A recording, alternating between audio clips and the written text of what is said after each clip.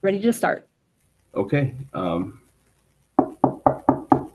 Good morning. It's Wednesday, November 13th at 9 a.m. and we call this meeting to order of LCCMR. We have a short agenda today, and so first on our agenda here is roll call attendance. I'd like to ask Diane to make the roll call. Gibson. Here. Gibson present. Hanson. Present. Hanson present. Her Here. present. Acomb. Acomb present. Acomb present. Albrecht. Here. Albrecht present. Backer. Backer here. Backer present. Faber. Faber. Green. Green is excused. Heinzman. Present. Heinzman present. Hollins. Hollins present. Hollins present. Langseth is excused. McEwen. McEwen present. McEwen present. Moore. More present. Moore present. Peichel. Michael present. Peichel present. Putnam is excused. Reese. Reese present. Reese present. Westrom. Westrom present. Westrom present. Faber. Faber. Currently, there are 13 members present. All right, now we have quorum for our LCCMR meeting today. Next on the agenda is to approve our July 31st, 2024. All in favor of the minute of July 31st, say aye. Aye. Aye. Okay, motion prevail. Members, do you have any conflict of interest regarding today's business? Yes, Mr. Chair. Yes, go ahead, Commissioner Reese. Thank you, Mr. Chair. I'd like to declare a conflict on 2025-078 Bradley Hines Agrivoltaics 2.0 and 2025-241 Joel Tellickson Foundational Precision Agriculture. Okay, noted.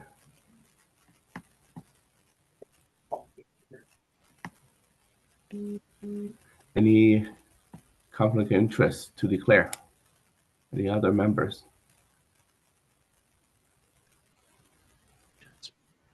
Okay, we'll move on to report from directors. Director Nash.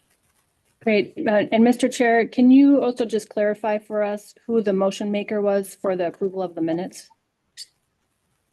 I see. Let's take it, go back. Let me be the one that make the motion. I move that we approve the July 31st, 2024. And do we need a second? Or we're good. You don't need a second, but you might just want to do another voice vote. Okay. All in favor of the July 31st, 2024 agenda, say aye. Aye. Okay, motion prevail. President, point of order. Yes, Senator Westrom. Mr. President, just I think it's unanimous, but I would say for sake of parliamentary, we should also call for the no votes, just to have that on the record. I don't think you did call for the no votes, so I think it'd be just prudent to have that called for, so nobody can say we didn't ask for no votes. Appreciate it. Just a beginning launching here, so a little clunky at the beginning here, but opposed to the July 31st agenda, say nay. Okay, no nay, so motion prevail. Motion of the July 31st agenda prevail. Thank you. Okay, now Director Nash. Great. Thank you, Senator Her. Good morning, everybody. A few things to report on here this morning. First of all, just to acknowledge that as I'm sure you are all aware, the constitutional amendment passed.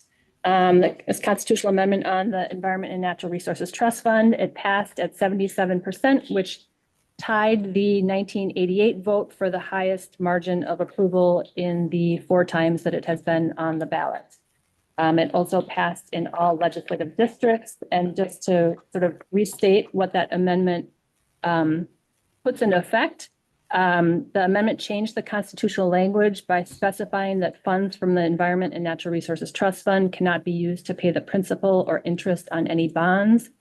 It cannot be used to pay for costs related to construction, repair, or operation of wastewater facilities, but it may be used for wastewater research. The language changed to adjust the amount of funds that can be drawn down each year for appropriation from 5.5% to 7% of the value of the fund. And then it also extended the lottery dedication to the Environment and Natural Resources Trust Fund to 2035. Additionally, a statute was passed by the legislature in 2023 that goes into effect with passage of the amendment.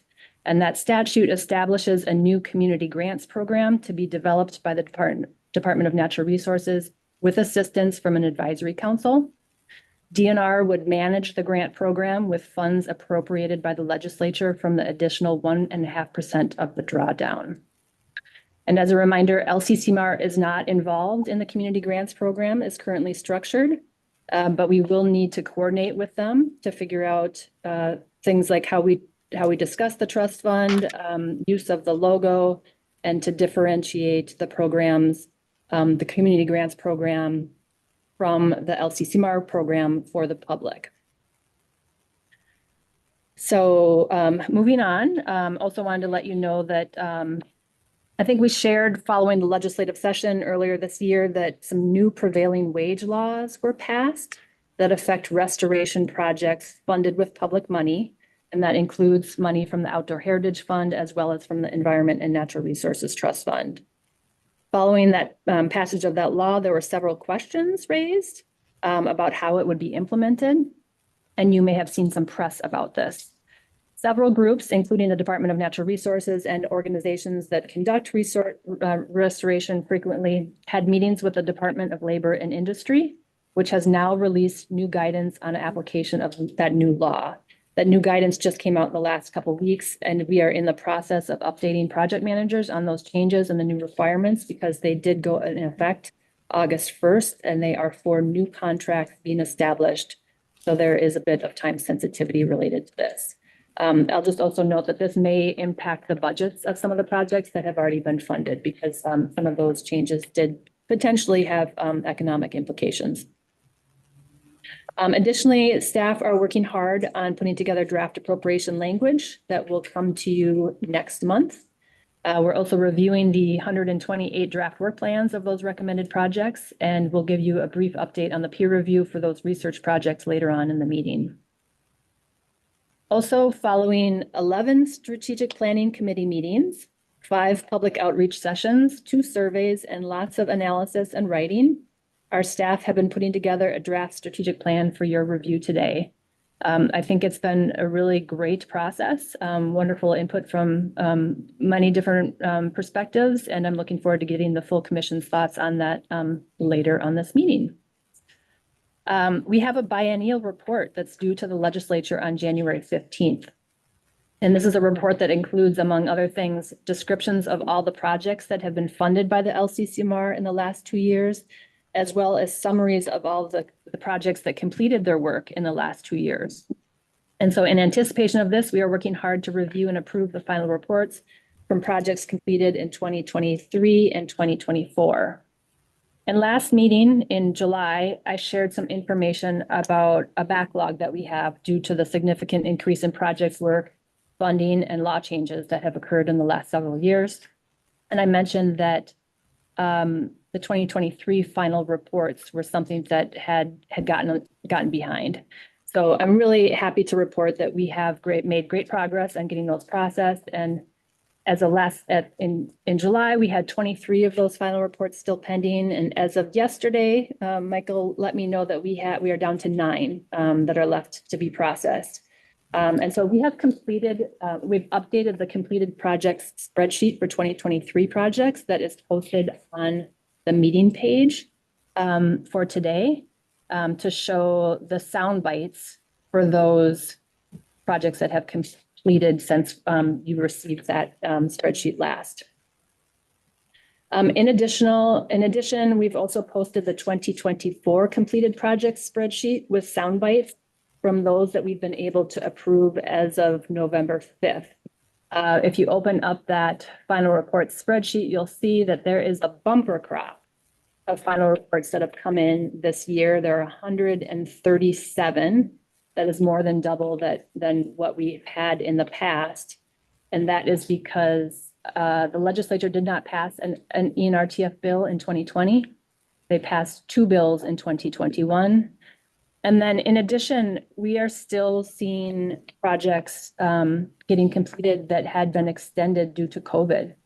So projects, in 2020, 2021, and even in 2022, that had been impacted by the slowdown during that time, asked for, received extensions. And so those are still ongoing, and we're seeing those come in as well. I just want to also note, while we have those, and maybe I can share my screen even.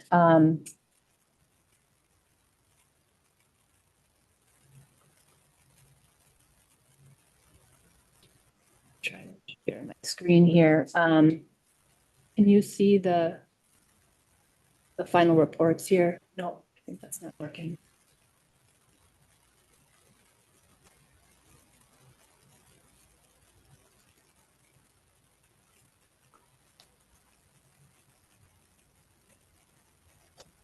Okay, I'm going to skip this. I'm going to skip this, Karen, but I just wanted to note that there's been a lot of conversation during the strategic planning subcommittee about measurable outcomes of efforts funded by the Environment and Natural Resources Trust Fund. And we've talked a little bit about the work that staff does on your behalf after recommendations to ensure that intended outcomes are clearly documented in the work plans at the start of the project, that they're reported on throughout the life of the project, and that they're summarized at the end of the project. And members, you hear a lot from proposers through the proposals that you read, as well as the presentations. You hear a lot about what work is intended to happen if they get funded. But we don't have as robust a process in hearing about what actually did get accomplished at the end of the projects. And so these final report spreadsheets are the easiest way for you to access those outcomes and accomplishments. And we provide those in 3 different formats. One is a soundbite, one is an abstract, and one is a final report. And the soundbite, which is on the spreadsheet itself, you'll see it's in that last comment on the right. We say basically to the project managers, in 50 words or less, what did you accomplish?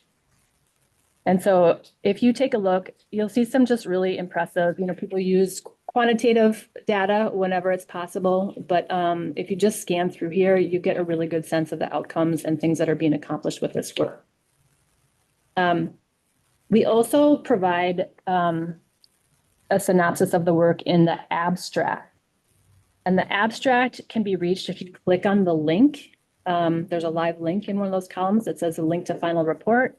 If you click on one of those, you'll be brought to a page on our website that has a section called Overall Project Outcome and Results.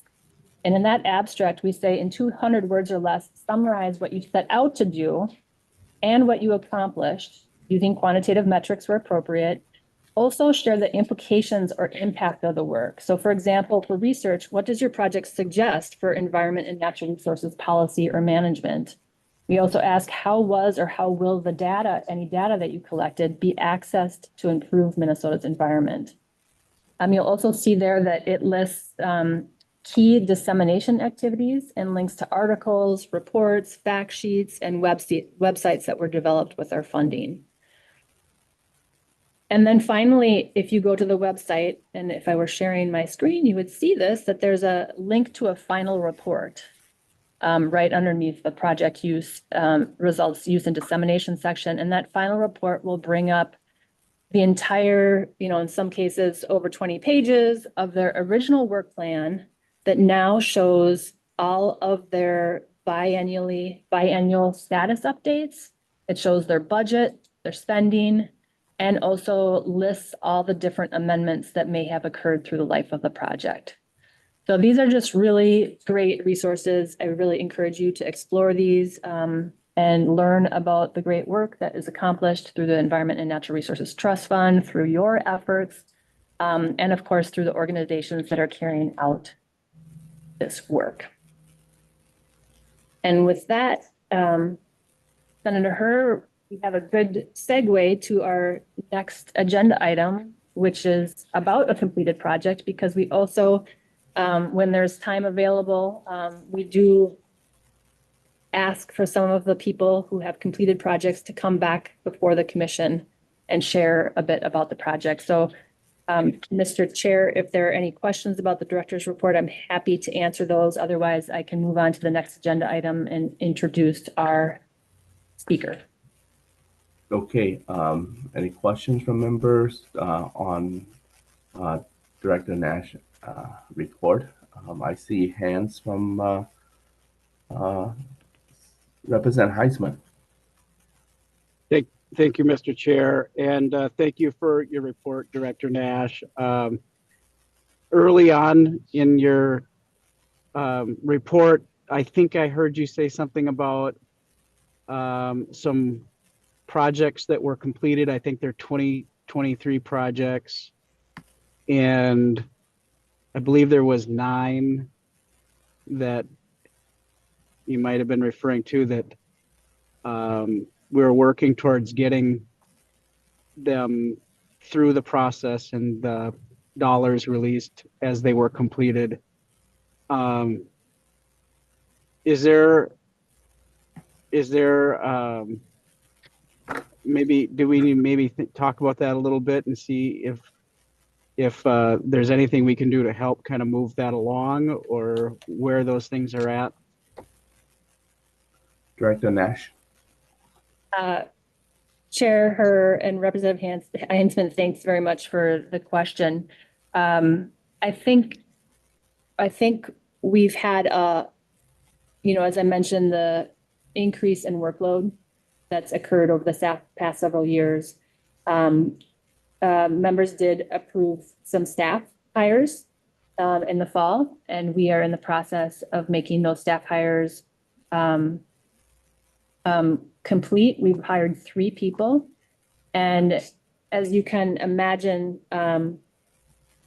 bringing on new staff requires training of the new staff. And so we had to basically shift some of our resources to training the new staff so that they can start working on things, for example, the 2024 final reports, reviewing the work plans for this year, and keeping up with the status updates and amendment requests that are coming at us at all times. And so we shifted to do that training. Now that they are helping and taking on that workload, Michael and I pretty much are able to shift back to those final reports. And the 9 that are still pending are ones that we are currently now waiting for additional information on. And so they are in progress, and they should be getting approved, I'd say let's just say within the next month. So I think there is a plan in place, and we are hopeful that we're going to get caught up on those by the end of the year. And I think from here until, I'd say mid-winter, we're just hoping to kind of keep the level of work moderated so that we're not adding on significant projects, I guess, until we can fully get our staffing up to the appropriate levels and get caught up with the backlog. Okay, any follow-up? Mr. Chair. Representative Heisman? Yeah, thank you, Mr. Chair. Director, if there's anything that we can be doing to further help with that, I'm assuming we can have another conversation, or if there's more that we need to talk about today, that'd be fine. But just wanted to make sure you had what you needed. I so appreciate that. Thank you, Representative Heinzman. Okay, next is Representative Acom. You have a question for Director Nash. Mr. Chair, and thank you, Director Nash, for the report. And I think it's pretty impressive when you look at all of the incredible projects that have been funded through Environment and Natural Resources Trust Fund over the last couple of years. And my question is similar to Representative Heintzman's, and it's really looking at the 2023 and the 2024 spreadsheets and recognizing that there is a lot of pending funding and appropriations amounts. And when I look at so many of these organizations, they are small, have small budgets. And so this appropriations are really important to them to being able to continue to operate. So maybe you can, I would presume the answer is similar to what you just said in terms of staff workload. I'm wondering, are there any kind of requirements as far as a timeline for appropriations and any kind of a framework around ensuring that they get allocated in a timely fashion? Director Nash. Member Chair Her and Member Acom. So generally speaking, all of the funds have been appropriated. These are projects that are for completed projects. And so especially the non-state organizations submit reimbursement requests throughout the life of their project. And we don't make the final reimbursement payment until the final work plan has been approved.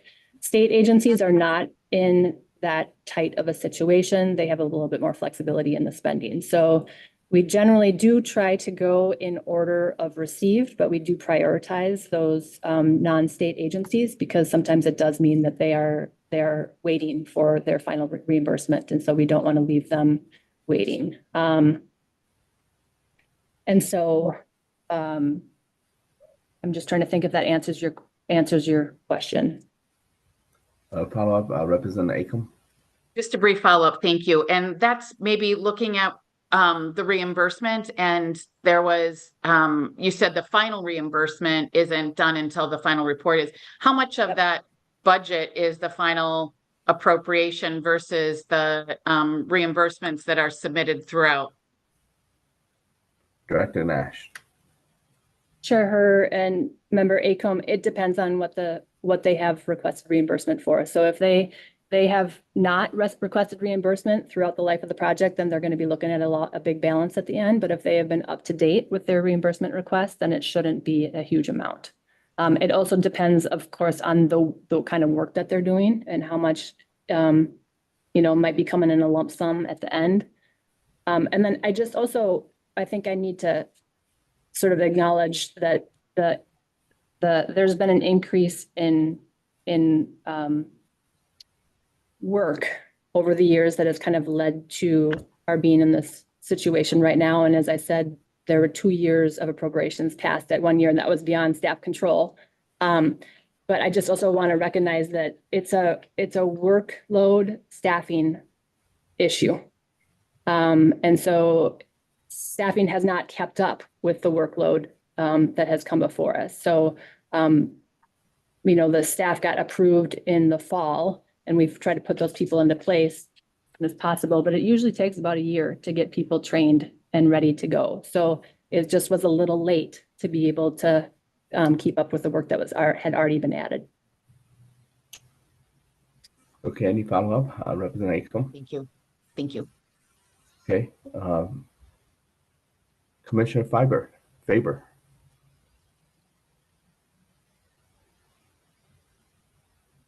Thank you, Mr. Chair. I just wanted to announce my presence, let Diana know that I am present and accounted for. Hello, everybody. Keep it short. Thanks. Bye.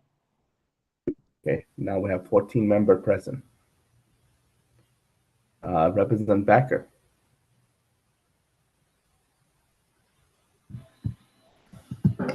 Yeah, this question goes to Ms. Nash. You mentioned, if I heard you correct, agencies have more flexibility with their projects with the way that they spend their money. Did I hear that correct?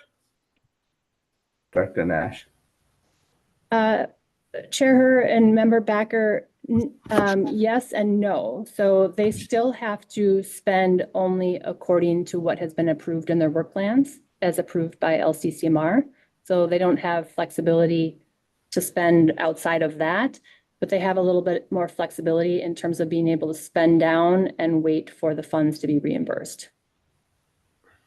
So it's just a timing issue. Any follow-up? Yeah, I would just, and again, I'm not here to micromanage you, Director Nash, but that is a concerning thing. When we give agencies flexibility, we need to treat everybody the same. We do have challenges that agencies tend to, I'm concerned that they're giving more flexibility, and that would not be something that I would support.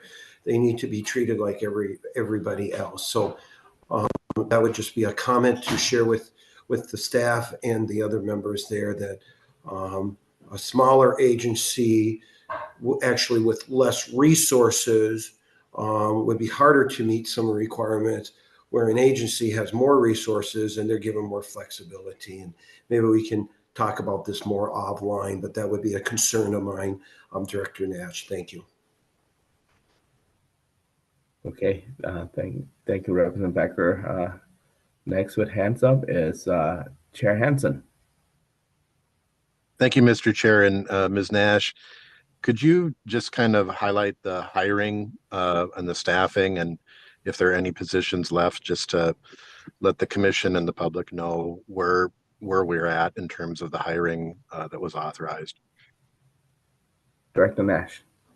Great.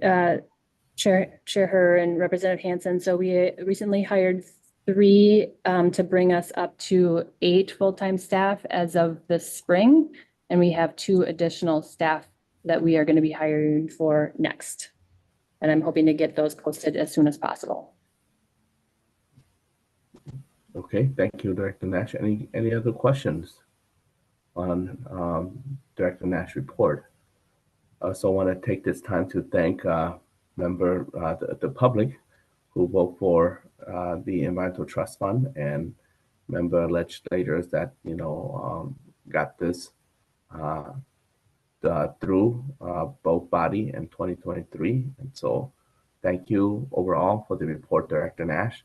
We'll move on to our next agenda here, and that is back to you, Director Nash. Talk about completed project. Great. Thank you, Chair Her. So this is a project, and I think Bruce Carlson is here, and while you get settled, Bruce, I'll do a brief introduction of you. This is a project that has been 30 years in the making, and this is completion of the county by county survey of native and rare species and communities across the state. Not only has the Minnesota Biological Survey collected the data, but they interpret the data and have provided the data in many useful formats, including maps and books. We wanted to both acknowledge and celebrate a huge milestone.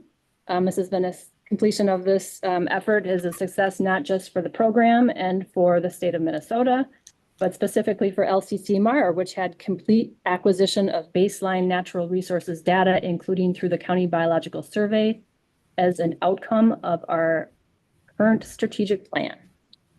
So with that, I want to introduce Bruce Carlson from the Department of Natural Resources. Well, thank you, Becca, and Mr. Chair, commission members and staff. Thanks for taking some time today to hear about the Minnesota Biological Survey, or formerly called the Minnesota County Biological Survey. And I'll really be speaking mostly today to that County Biological Survey element and project. And I'll also be anchoring today's talk on the ML 2019 appropriation, given I just have a limited amount of time. That's what I'm going to anchor to, but I'll be also talking about this whole 35-year effort that started in 1987. I want to note that on the screen, you guys do see my screen. Can you see it? You're able to see my screen? Yes, we do. Great. Okay. Any member that can't see a screen, you can raise your hand, and we'll figure that out. But go ahead, Mr. Carson. All right, and I guess I should have introduced my affiliation. Bruce Carlson, I'm with the Department of Natural Resources, and I supervise the Minnesota Biological Survey. I want to note on the title screen here that you probably recognize all the logos and may wonder why the Nature Conservancy is there. We give Nature Conservancy some credit, a lot of credit, in this whole effort, because in the first years, they were instrumental in getting it established and provided some funding in the first couple of years. So we'd like to give them some credit as well. As I said, I'll focus a bit on kind of anchor to this ML19 2019 appropriation, but I'll kind of speak most in the biggest kind of news with the ML19 appropriation is that activity 1 and completing the baseline surveys of these county surveys that started in '87. And it's the field work. This ML19 took us through the end of field work, and we were in the field collecting data with this project through the entire field season. You know, the appropriations end in the state fiscal year, June 30th. We continued through 2022, the full field season, because there's other funds that support this work as well. And I'll touch a bit on the other 2 activities in 19 too, just showing some examples of what we've done and accomplished. Yeah, so the kind of our big news and accomplishment, I think, is huge, is the completion of all the county surveys starting in '87. We covered in those surveys not every animal and critter or plant and animal in the state, but certain things. We covered native plant communities, terrestrial plants, so that's upland plants into wetlands, that anything that doesn't permanently hold water. We later did add, in '92, we added aquatic lake plants. So we have a lake plant survey going that operates on within this county survey framework, but it operates on a different timeline. And we also added insects, certain insects, pollinators, later than '87. So this list of species on the right, we got terrestrial plants, small mammals, birds, amphibians, and reptiles. That was the group of surveyors and expertise that went through the state county by county. And just a quick glance on how that progressed through the county, through the state. The darkest blue 6 counties, that's where things started. A couple metro, outer ring metro counties in '87, and then in the far west up against the Dakota border, counties there. And then progressed through the northwest and kind of central and south central part of the southeast part of the state, through the eastern broadleaf forest and the northwest tallgrass prairie. And in the 2000s, we're in that central and northeast part of the state. And we spent the last bit of this 35-year project in the far north central up against the Canadian border in those counties. What did we produce? So just some numbers. One of the things we focus on is central focus where I work is native and rare species in the state. And we've documented over 275,000 observations of both native and rare. These are documented observations that exist in either one of our established databases or at the Bell Museum of Natural History and Biological Specimens that we've collected. Of that collection of 275,000 plus, a lot of them are focused on listed species, so state or federally listed, but most of these are state listed species. And those that are currently listed in the state as either threatened, endangered, or special concern, over 17,000 of those.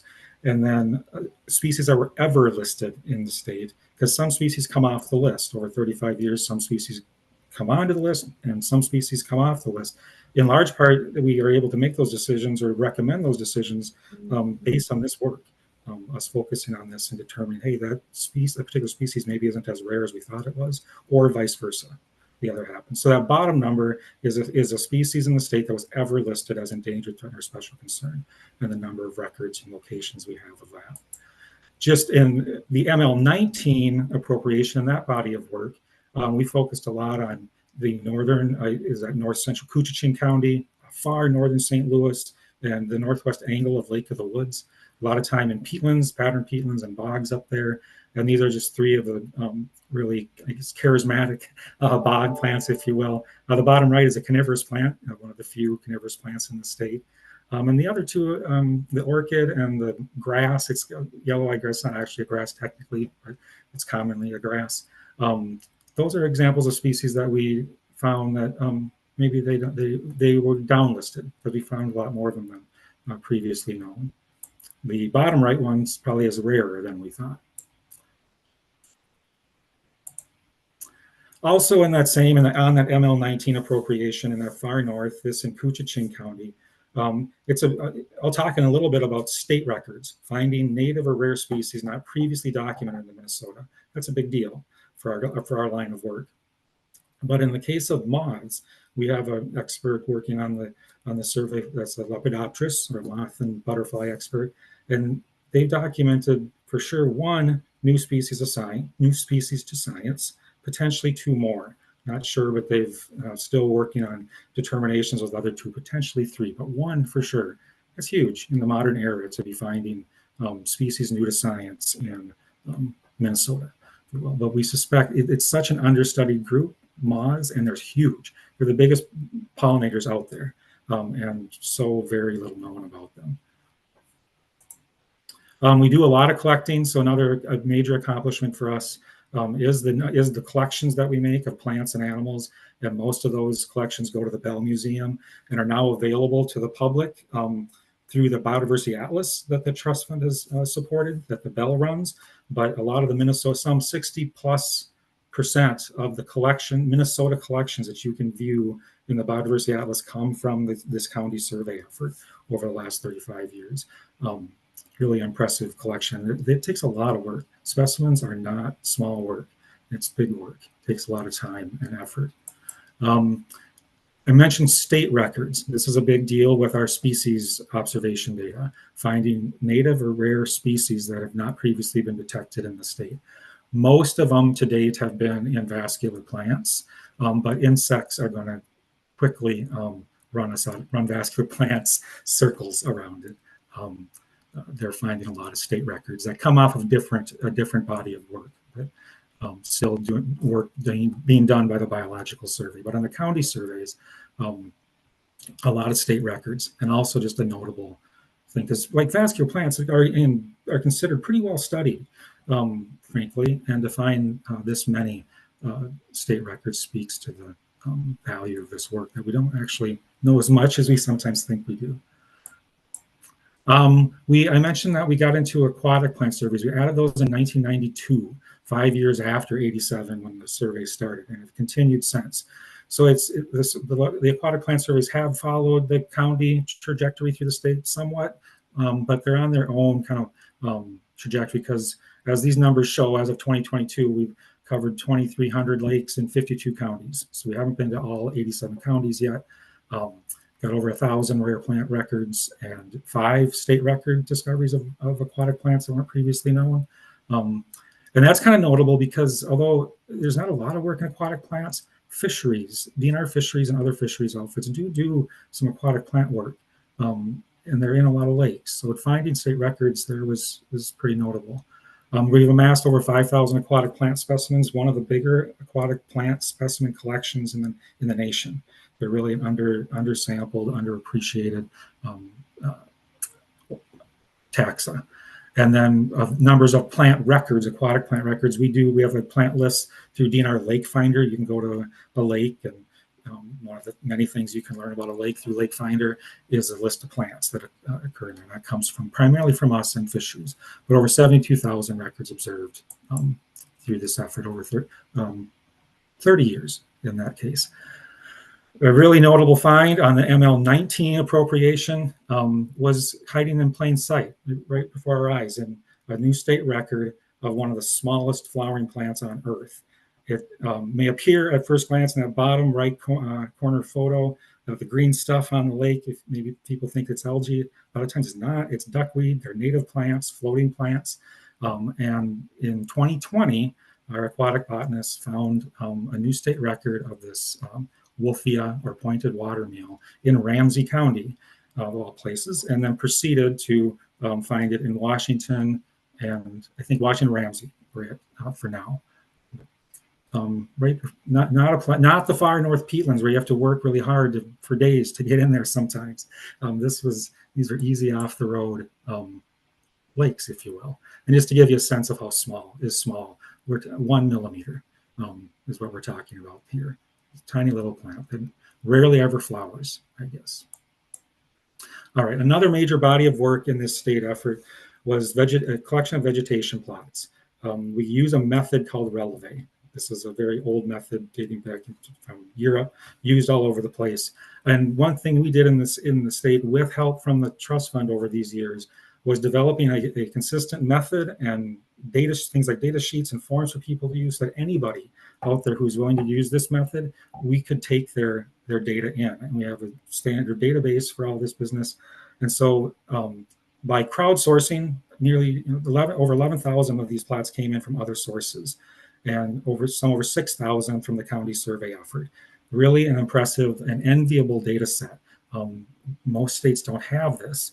And it's so who cares? What's the big deal? That the plant community work, first and foremost, provides a common language to talk about the different kind of habitats and plant communities in the state. That's just a basic function. But a specific outcome for us on this county survey effort was a development of a plant community classification and these 3 field guides. The trust fund in the late 90s and into the early 2000s, these were published in 2003 to 2005. And there was a lot of trust fund contributions to that effort at the time. Used throughout the state every day by all kinds of land managers and such. Really valuable work. It also helps us to map plant communities and be able to map things and compare stuff statewide, different kind of habitats and plant communities. And just numbers there, over 170,000 polygons mapped so far in over 5 million acres. Now we used to be the only group kind of place in town that was mapping plant communities, say in 1987. But as of today, many divisions in the DNR map plant communities, all kinds of organizations do, and we're using the same system. Really important and good work. We take all that information, something that we develop is called these things called sites of biodiversity significance. We take the native and rare species data, the plant community data, we consider where it occurs in the state, we consider the landscape context and condition in which those plant communities and species occur, and we draw lines around places that have significance, and we rank them in outstanding, high, moderate, and below, an A, B, or an A, B, C, and D, if that makes a little more sense to folks. But we have these established now throughout the entire state, and there's no policy or protection associated with them. They're a tool, like a filtering tool used to compare conservation importance, if you will, be able to compare one place to another. And just at a glance, this work is still in progress, but we're nearing completion, where we're somewhere over 12,000 of these sites in the state, covering over 14 million acres. And just at a glance there, by the black lines on the map are sections in the state, ecological sections. And no surprise that there's probably fewer biodiversity significant areas in the west and the south, and there's more of them to the north and northeast in that country. So all this work, does it get used? You betcha, it gets used every single day. It's going out the door. We're delivering the native species data that has been collected, the plant community data and the sites of biodiversity significance, and other products and data sets that we develop from this are going out the door every single day. If we don't have enough time today to talk about everything on this list, but if you would ever want to talk with me about this list, I would certainly be happy to. But one I'll call out in particular is the land protection and the scientific and natural areas program. There's been very much a combined effort between SNA and MCBS to identify high priority areas in the state for SNA acquisition and protection. And if not SNA, maybe a different kind of protection or conservation action is the right thing. But that's been a major focus and was one of the central objectives when the survey was launched, was to help build a scientific and natural areas program. But these data do not grow moss under their feet by any means. They are being used all the time. Give you some sense, all of our data, we started in '87 with paper and pencil and delivering paper maps and paper files and driving halfway across the state to have a meeting to deliver something. And now these days, 2022, 2024, we're delivering so much of this just digitally, and people are bringing things into their desktop in their office directly. To just give you an idea, in 1 year of downloads of these data through either DNR, you see in the top their source DNR quick layers, that's inside DNR, and then there's a general public MIN geospatial commons. Our data is available in both places, and 2,700 downloads of those native plant community maps, 2,500 of rare features data, so on and so forth. This stuff is getting used and used every day. Something that was accomplished under ML 17 and 19 contributed a lot to the development of this Minnesota Conservation Explorer. Your best way to find it is just Google for it. Google it, Minnesota Conservation Explorer. It's an online mapping tool. So like I said, before we did everything through paper, and then eventually we got to digital, but we were still mailing digital files around or manually showing people how to get into GIS. So you had to be a GIS expert to be able to use our data. Now with this Minnesota Conservation Explorer that the Trust Fund helped build, anyone with a web browser can come in and look at data produced by MCBS and others and look at an area of interest and kick out a report. This will give you a nice PDF report, includes a map and the biodiversity features that are of significance there. All can be done in a relatively short period of time. Also, the DNR Rare Species Guide, maybe many of you know this has been out there for many years, but the Trust County Survey, appropriations to the County Survey help build a lot of the content here. This is an A to Z encyclopedia of the state listed species in the state. With profile pages and maps and links to other references and such. Really highly valuable resource. We just put a survey out because we're going to do some improvements to it. And boy, the response to that survey to just the public, and a lot of people using this Rare Species Guide and relying on it as their source for how to effectively manage or conserve rare species in the state, or just for general appreciation. There's really nothing else out there like it. So. Also on ML 17 and 19 produced supported the work to develop the next installment in a kind of a Minnesota Flora series of books by the state botanist Welby Smith, who's with the Biological Survey. And everybody, ferns and lycophytes, and everybody knows what ferns are, but most people don't know what lycophytes are. So that's why on the left side of the screen, those are lycophytes. You might recognize it as princess pine or ground cedar or club mosses. That's what they are. But a really awesome, impressive body of work. And Welby Smith is an excellent botanist, but then his partner in this project, Richard Hawj, who is a photographer and botanist, but a super talented botanical photographer. And this book is second to none in its quality, and thanks in large part to the support provided by the Trust Fund. And with that, I will stop. I hope I stayed within my 10-15 minutes. And I'll just say this is the current crew of MBS, Minnesota Biological Survey. At one time, if this picture was taken in 1990 or something, all those people would be working on the county surveys. Today, very few, a decreasing number do as we close out this county survey project and go on to other work that the program does. But just want to give, I know you commission members, I just want to, on behalf of these folks and everyone else that worked on this survey, thank you so much. This is, a lot of these folks have lived their dream, quite honestly. And we've had a really awesome experience with this program, and that there's people stick with it. We have people here who have been here since the start. Some of those faces in the crowd have been here for 35 years and seen this county survey project from start to finish. Super valuable. And just the expertise and the human being that's developed through this effort is just second to none. It's really an impressive body of work. So with that, thank you so much. And I'll take any questions or whatever. Thank you. Thank you, Mr. Carson. Any question from members? I'm gonna review one more time, see if question from members, see if I see any hand. If Yeah. not, thank you. No, any? Member Gibson has a question. Okay, Chair Gibson. Thank you very much, Mr. Chair. I just want to compliment the crew. One of my favorite parts of going around the state and seeing these projects was going with Carmen and or you to learn about our new plants. So thank you very much for that. My question is, you said you had 2,700 inquiries about some of this data. Could you tell me the type of people that are making the inquiries?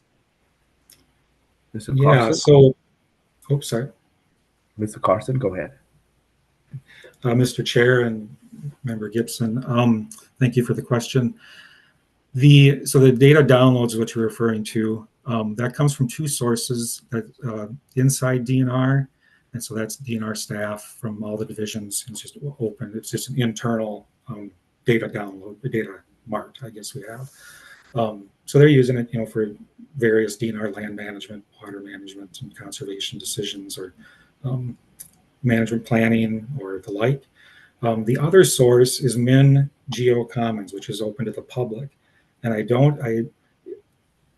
can't get data from Min Geo on kind of the type of people. I can just get numbers, but we know who's using that a lot are consultants. A lot of environmental consultants are downloading those data sets. A lot of LGU staff, tribal governments, if they have a natural resources department. And I know that through our work with partners, we see that our data's here, you guys have it. We didn't have to bring it. So mostly, broadly speaking, it's natural resource professionals. That's who's using it the most. I'm not, but some classes use it. So using it in some teaching in universities and colleges and stuff, maybe in high school. Those field guides, the native plant view field guides, they get used from the high school level on up to colleges and then throughout natural resource departments. May I have a follow-up? Chair Gibson. Yes, thank you very much, Mr. Chair. The question I have, you are completed. Obviously, there's going to be a lot of changes in our landscape. How are you going to deal with some of those changes? Do you update maps? How does that work? Mr. Carson. Mr. Chair and Member Gibson, thank you for the question. Yeah, we are in the ML19 appropriation, for example. Activity 2 is really about that. It's about going back to places that we had surveyed before that were because of demand, people coming to us saying, hey, your data's getting old, or you surveyed this place a long time ago, 10, 20, 30 years ago, now 30 years ago. Do you think you could come back and look at some places that are important, or so on and so forth? So we have already started that starting the county survey appropriations, at least back as far as ML17, maybe ML15, started going back to some of the old places at that time that were the oldest or longest ago that we had surveyed. And so that's one of the things that we're doing.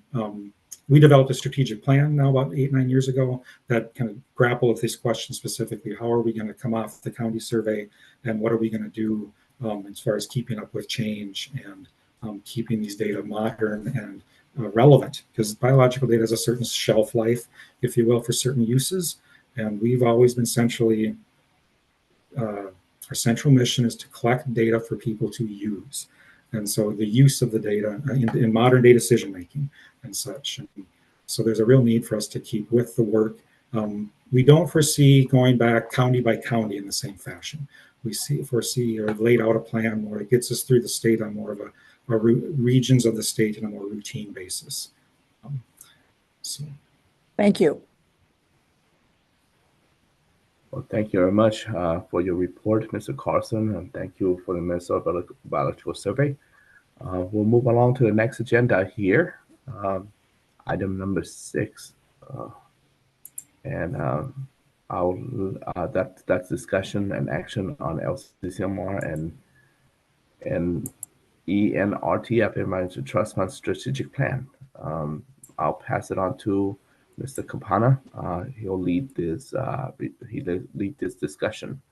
So, Mr. Campana, are you ready? Yes, Mr. Chair, I'm ready if you are. Okay, go ahead. All right, members, I'm going to share my screen with a presentation.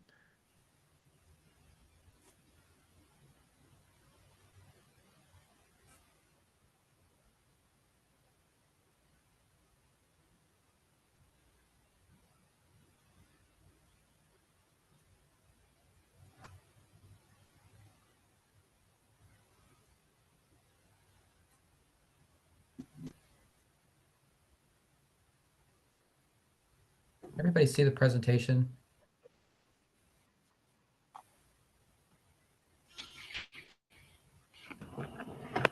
No. Mike, we can also see the note, or not the notes, but the pages on the left-hand side of your screen. We need Yeah, some. let me try that again quickly. Sorry about this.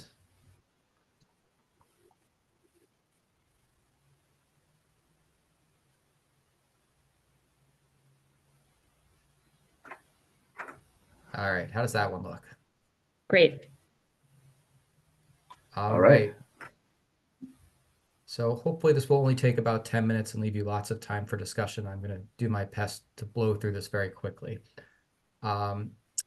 So to begin with, since we've had a couple new members to the commission since strategic planning kicked off, I want to just quickly reiterate that the preparation of the strategic plan for making expenditures from the Environment and Natural Resources Trust Fund every 6 years is a statutory requirement. So what we're doing right now is fulfilling a statutory requirement for the LCCMR. I also want to just note quickly that with passage of the constitutional amendment last week, our understanding is that this strategic plan is only going to apply to ENRTF funds overseen by the LCCMR. It's not going to apply to ENRTF funds administered by the new community grant program. So moving on, in November of last year, the commission initiated the strategic planning process and decided to build off draft goals and strategies from the 2019 process that did not result in a new plan at that time. The commission asked for additional public and expert input to be collected, and also for the development of goals and strategies specifically related to LCCMR communications and outreach and the proposal solicitation review and recommendation process. To accomplish this work, the commission created the 7-member subcommittee with 2 alternate members.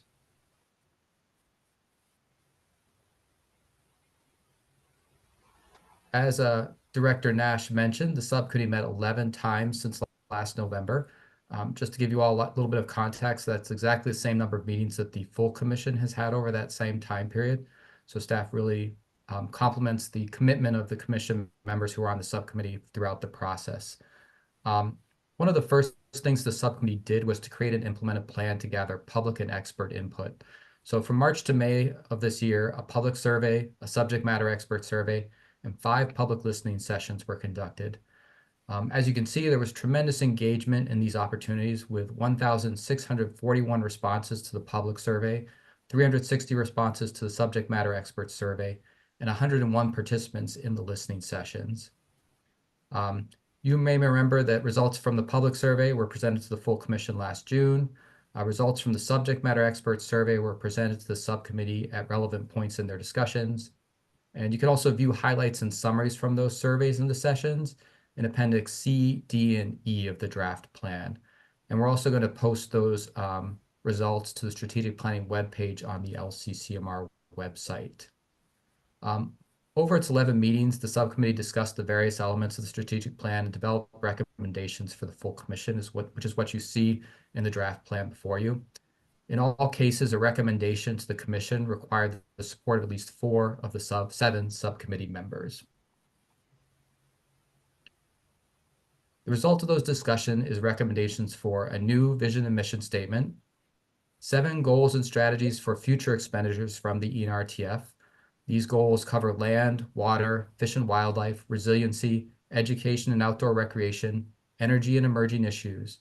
The strategies under the goals provide for research, demonstration, monitoring, environmental education, planning, restoration, land acquisition, evaluation, implementation of practices, and development of outdoor recreation opportunities.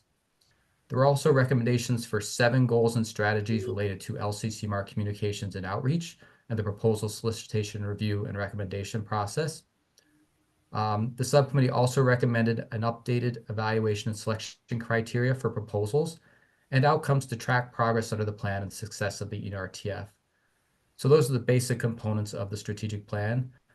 Finally, the subcommittee reviewed and approved a recommendation for changes to the ML 2026 RFP to reflect the strategic planning recommendations. I'm now going to provide a more detailed overview of those recommendations, and I'll do my best to always reference back to the page numbers in the draft plan so you can follow along in that plan if you have it in front of you. So to begin with, the vision and mission statement, which is found on page 5 of the draft plan, or if you're scrolling through a PDF, it would be page 9 of the PDF numbers. Subcommittee recommends the following new vision for the ENRTF. Minnesota's lands, waters, fish, and wildlife are plentiful, healthy, resilient, and appreciated for their intrinsic value as well as the benefits they provide us all. And the following mission statement. The mission of the Environment and Natural Resources Trust Fund is to fund environmental and natural resource projects that best protect, conserve, preserve, and enhance Minnesota's air, water, land, fish, wildlife, and other natural resources. Based on that vision and mission statement, the subcommittee developed recommendations for goals and strategies for expenditures from the ENRTF over the next 6 years. Those goals and strategies begin on page 5 of the draft strategic plan, which is page 9 of the PDF. So to begin with, goal 1 would be Minnesota's public and private lands, including forests, grasslands, wetlands, and agricultural lands, provide long-term benefits to fish, wildlife, and people. Strategies under this goal would emphasize funding projects that develop, demonstrate, and evaluate new and innovative practices, enhance education, technical assistance, and public outreach, acquire and conserve minimally disturbed lands, restore and enhance lands, and foster collaboration. Moving on to goal 2. Goal 2 would be Minnesota's water resources are better managed for both water quantity and quality to support aquatic life, drinking water, recreation, and other uses. Strategies under this goal would emphasize funding projects for research, demonstrating innovative practices, implementing measures to improve water quality and restore habitat, shoreline, or natural hydrology, providing educational opportunities and technical assistance, and monitoring and assessment. Moving on to goal 3. It would be Minnesota's has healthy and diverse aquatic and terrestrial wildlife and plant populations that sustain and enhance the state's environment, economy, and quality of life. Strategies here emphasize funding projects once again for research, monitoring, providing technical assistance, increasing public awareness, invasive species prevention and control, planning, implementing conservation actions, and evaluating the effectiveness of practices and past investments. Goal 4 is Minnesota's environment, natural resources, and communities are resilient in the face of climate change, land use changes, and extreme weather events. Strategies prioritize funding projects that research, demonstrate, and promote solutions, broaden understanding, support local planning efforts, and implement practices and protect and restore systems.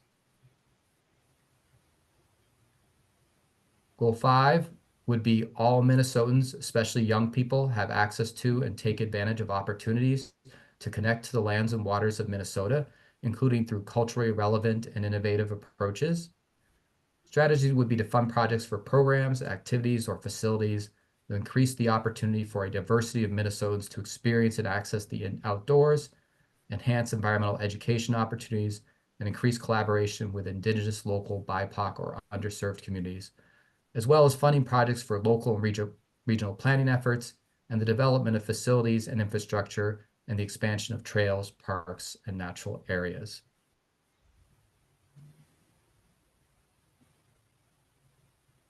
Goal 6 is related to energy.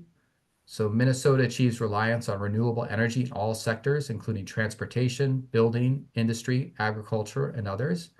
Strategies were prioritize funding projects that research, develop, evaluate, demonstrate, and assess renewable energy systems and fuel technologies, develop and implement plans, encourage and support renewable energy use and energy efficiency, and help build the renewable energy sector workforce. And finally, goal 7 is that Minnesota responds quickly and proactively to emerging environmental and natural resources issues. Strategies here emphasize funding for identifying, assessing, and prioritizing threats, researching and developing, and for detecting or addressing threats, building collaborations or partnerships and enhancing coordination, implementing proactive measures and corrective actions, and restoring impacted ecosystems. In addition, this goal does have one strategy for the LCCMR itself, and this strategy would be for the LCCMR to explore opportunities to improve the emerging issues project approval process so it's more timely. So those are the 7 goals and strategies for funding from the Environmental Natural Resources Fund. In addition, I'm going to transition here to the goals and strategies related to the work of the LCCMR itself. So remember, this is once again limited to communications and outreach and the proposal review and recommendation process. So goal 1 is the LCCMR recommends projects that will provide the most benefit to the environment and natural resources. And there are a number of strategies here. The strategies would try to improve outputs and outcomes that come from project managers, apply evaluation criteria consistently, and review RFP priorities annually. Require applicants to provide data, citations, or letters of recommendations to support problem statements and proposed solutions, and explore options for the evaluation of past investments. Goal 2 would be the public is aware of and understands the purpose of the LCCMR and the ENRTF and their shared mission. The strategies here would be to enhance social media and other online efforts, collaborate with that new community grant program, as Director Nash mentioned earlier, amplify traditional media opportunities, and establish presence at events. Goal 3 would be the public is aware of ENRTF funding opportunities and understands the funding application and recommendation process.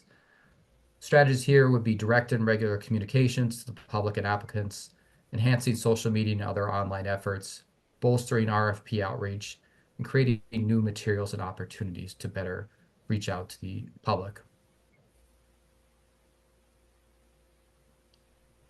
Goal 4 would be the LCCMR process for selecting and recommending proposals is transparent, understandable, fair, and accessible for all Minnesotans.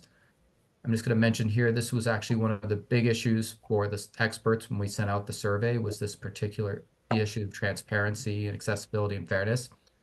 So the strategies here recommend to continuing to provide special consideration for small projects, updating our guidance, reviewing and updating the guidance on allowable expenses, making sure there's a regular evaluation of the process and exploring alternatives, exploring if there are any options for a shorter funding cycle where the funding can be released more in a more timely fashion, figuring out a way if we can provide constructive feedback to unsuccessful applicants, and also if there's a way for us to receive feedback from applicants. So goal 5 is LCCMR staff are timely and effective in responding and communicating to applicants, project managers, and LCCMR members. Here are the recommendations and strategies relate to appropriate staffing levels, dedicating a staff member specifically for communication efforts, and just making sure that there's standardized communication from staff to the LCCMR members. Goal 6 is groups and organizations that have not traditionally participated in the LCCMR process understand the purpose of the ENRTF and LCCMR and how to apply for funding. Here, the strategies relate to building relationships, targeted outreach, and producing new materials that may be more accessible for these groups that have not traditionally participated. And finally, goal 7 would be the public knows how ENRTF money is being spent and what benefits the public is gaining from those expenditures. Here, the strategies relate to creating new content and exploring new channels for communicating that content, making sure that the ENRTF and the LCCMR are properly acknowledged by the project managers, clear and consistent branding of the LCCMR and the ENRTF, and continuing to enhance the use of traditional channels for communication, such as traditional media and the traditional way we've communicated things. So those are all the goals and strategies, so 14 overall, so a lot of goals and strategies in the strategic plan.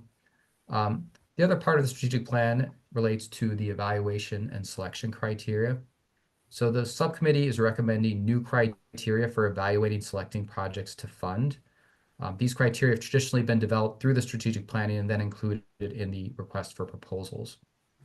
So the new criteria are intended to better reflect how members currently make decisions, and the recommended criteria are presented as tiers. I haven't put the exact language here, so if you want to look at that exact language while I talk about it, it's found on page 13 of the strategic plan, which is page 17 of the PDF. So the first consideration would be, is the project eligible by law and how connected is it to the constitutional purpose of the NRTF? So that would be an overall umbrella consideration for considering proposals. The second tier would be the primary criteria considered in evaluation and selecting all proposals. So does the proposal address a funding priority identified in the RFP? What are the extent of the benefits to the environmental and natural resources relative to the amount requested? Are the outcomes and results clearly identified? Does the applicant have the capacity to deliver on the outcomes and results? And is the proposal clear and complete? So those would be the fundamental criteria considered for all proposals. Then there would be additional factors that may be applicable to some proposals, but not all, and may or may not be an important consideration for all members. Those factors are the extent to which the project will contribute to the knowledge base and has a plan to disseminate that information. How innovative is the approach? Is the project urgent or benefit from immediate funding and is ready to go? Will the project leverage other funds or resources? And how collaborative or coordinated is the project with a diversity of entities? Finally, there would be one final consideration, and that would be how the selected proposals as a whole provide benefits and address needs in all areas and communities of the state. So this would be one looking at all the proposals as a whole. So we're hoping that this recommendation from the subcommittee better reflects how the commission currently reviews proposals and will be more clear to the public and applicants in terms of what those considerations are. So the final recommendation from the subcommittee is related to measurable outcomes. Just a reminder that this section of the strategic plan is hot off the press, just done by the subcommittee, so you may not have seen it if you looked at the presentation ahead of time, and this language isn't in the draft plan right now, but will be after this meeting. So the recommendation is, well, let me just first start with the purpose of this measurable outcomes is to track progress and success in meeting goals and constitutional purpose of the ENRTF. The subcommittee has recommended 6 metrics. So number of acres or miles acquired, restored, or enhanced, broken down by region, land type, and purpose. Number of youth and adults participating and directly interacting with ENRTF funded projects, broken down by activity type. Reduction in greenhouse gas and other emissions. Number and percentage of projects funded under each goal and strategy. Total number of proposals received and projects funded per region. And number of projects funded protecting, conserving, preserving, or enhancing air, water, land, fish, and wildlife by each of those resources. In addition to those metrics, the subcommittee is recommending that the strategic plan include language that the LCCMR will work to develop additional metrics and indicators that can be collected from project managers, as well as explore options for periodic, rigorous, independent evaluation of the effectiveness and impact of ENRTF expenditures. So those are the contents of the draft strategic plan at this moment. The next steps are a public comment period. And that will go on for about 2 weeks after this meeting. So after this meeting, staff will make any necessary changes to the draft plan based on the members' discussion and post the plan for public comment. Following the public comment period, staff will compile the comments and the strategic plan will be up for commission approval at a December meeting. Just as a reminder, the commission decided last November that approval of the strategic plan would require a supermajority of 11 members voting for approval. So, Mr. Chair, I will stop my presentation now so you all can discuss. Thank you, Mr. Capana. Any question from members? I think Mr. Capana is very succinct, clear on his presentation, but in case, just want to give one round of calling, see if any question. Commissioner Albright. Thank you, Mr. Chair. Thank you, Mike, for that great overview of the work that has been accomplished over the last 11 months. And I wanted, as the chair of the subcommittee, I just want to say a couple of things. One is the committee that worked to create the strategic plan was absolutely top-notch. I appreciate all of you and all of the great work you did. You attended all the meetings. We generally had enough people at the meetings to make decisions, which was really helpful. But you were also very thoughtful and engaged in the process. And I think the outcome is that we worked in the best interests of Minnesotans to do a good job of creating a strategic plan that will be really helpful for staff, for applicants, or members on LCCMR to understand better what exactly are we trying to accomplish with protecting, enhancing, preserving our Minnesota natural resources. So that I really want to say is important, that this members should know the subcommittee worked diligently and really thoughtfully to come to this place. The other thing I want to say is staff, in particular, Mike Campana led this effort.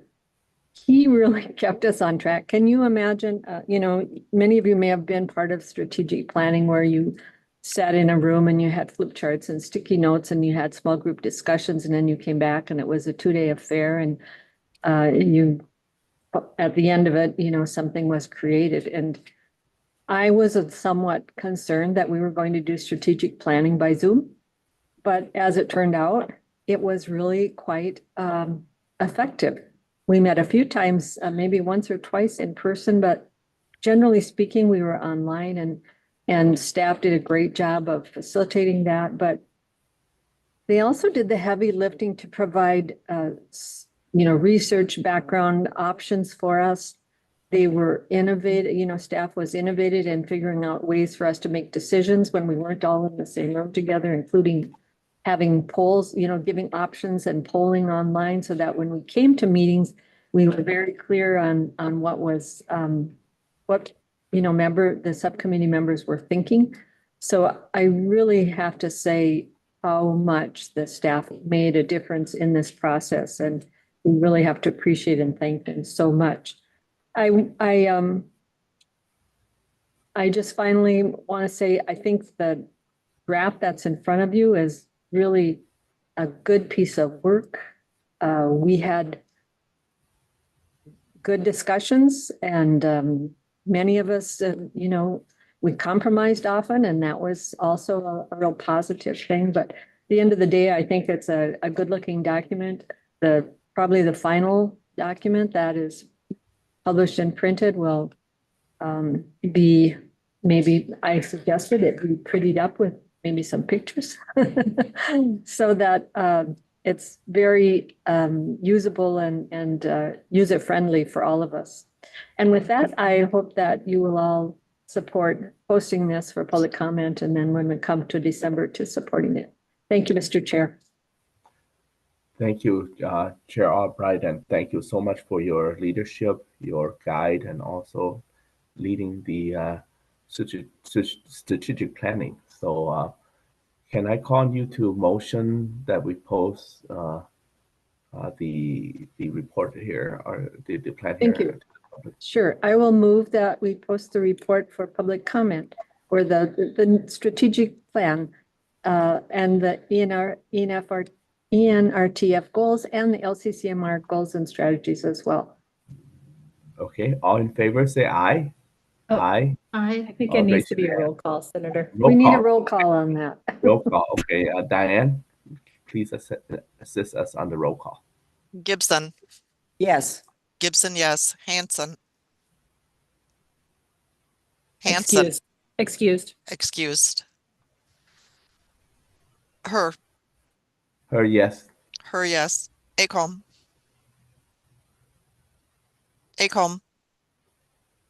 Albrecht, Yes. Albrecht, yes. Backer.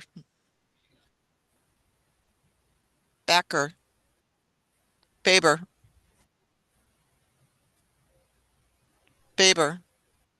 Green is excused. Heinzman. Yes. Heinzman, yes. Hollins. Yes. Hollins, yes. Langseth Excused. is excused. McEwen. yes. McEwen, yes. Pikel. Yes.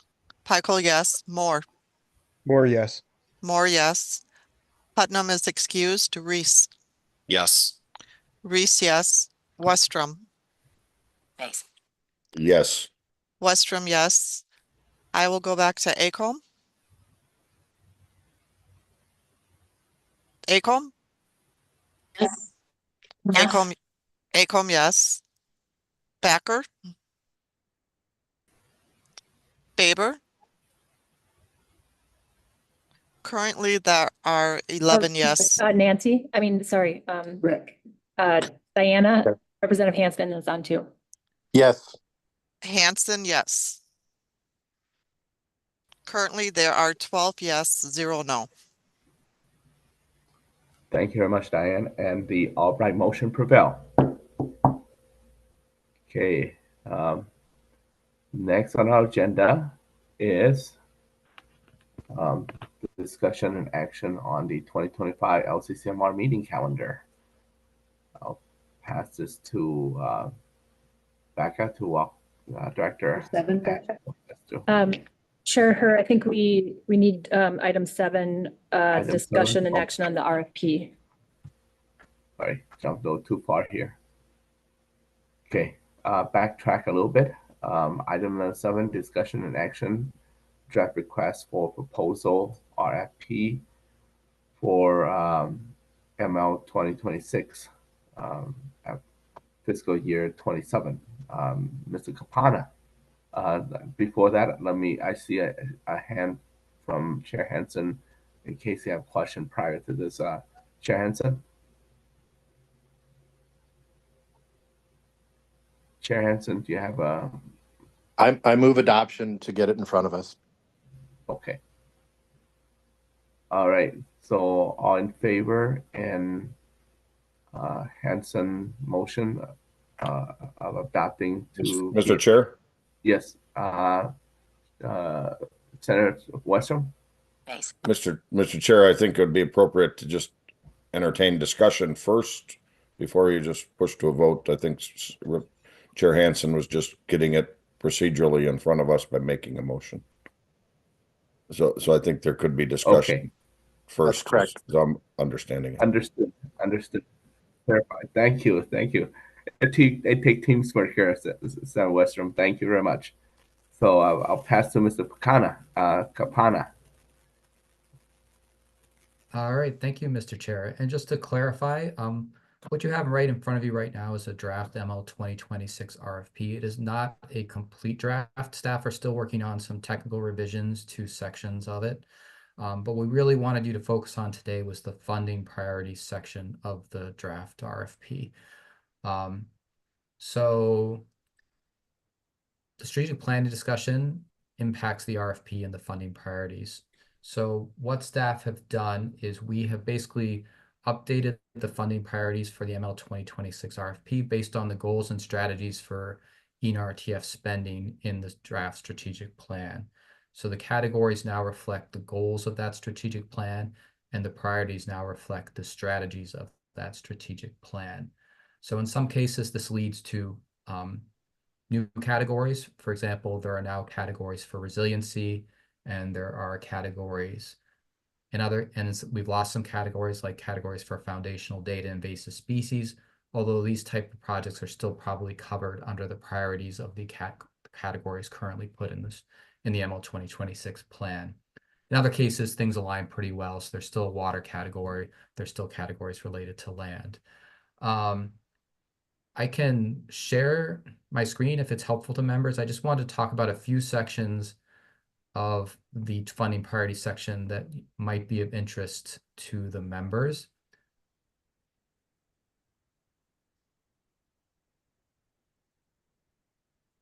Go ahead, Mr. Kapana, with your screen.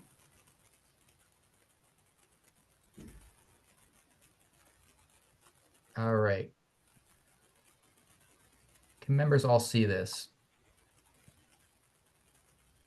So the strategic plan has traditionally included, or the RFP, I'm sorry, I'm talking strategic plan so much. The RFP has traditionally included language not necessarily reflected in the goals and strategies of the strategic plan. And the subcommittee did discuss these areas. So one of the major things is this language here. So traditionally, the RFP in recent years has included restrictions on capital projects. So the strategic planning subcommittee did discuss this language and did decide it wanted to continue to include it in the RFP, or recommend that it continue to be included in the RFP. Staff are just proposing to move Mr. Chair. So Mr. Reese or yes. I just like to encourage the text being read, because some of us, not everyone can read the text. Okay, Mr. Campana, maybe if you can zoom, make it larger, or you can read I it. could read that text, Mr. Chair. Okay. So traditionally, the RFP has included some restrictions on capital projects. The strategic plan subcommittee did recommend to continue to include that language. Staff are proposing to move it up to the start of the funding priority section, and the language would read as follows. Proposals will not be considered for construction of buildings or building infrastructure for environmental, education, or renewable energy purposes unless for research or demonstration. And also development of new school curriculum, except to allow new modules within existing curriculum or update existing curriculum to reflect current state of knowledge or art. So those would be two restrictions for in the funding priorities. Moving on from that one, and I'll sort of go over all of them, and then if the members want to discuss them. On page 4 of the RFP, under the category C, proposed category C, education and outdoor recreation, the subcommittee is recommending to include some clarifying language regarding outdoor recreation projects. So that clarifying language would be that baseball fields, basketball courts, splash pads, playground equipment, and other recreational facilities and infrastructure that do not improve or enhance natural resources or users' experience with natural resources are generally not eligible. So that would be some clarifying language that be added to is proposed to be added to the RFP. In addition, under category, Mr. Chair. I will stop. Okay, Chair wants Senator Westrom. Mr. Chair, just to clarify, when you say generally not accepted or generally not funded, what do we mean by generally? And I guess I know we might come back to this, but I'm just trying to figure out.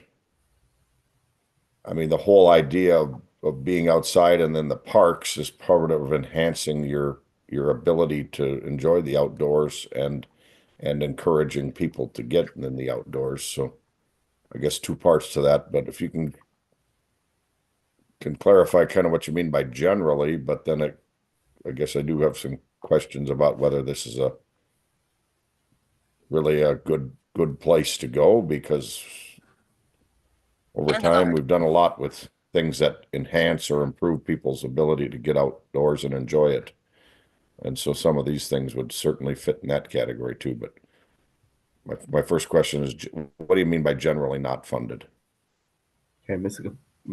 Campana.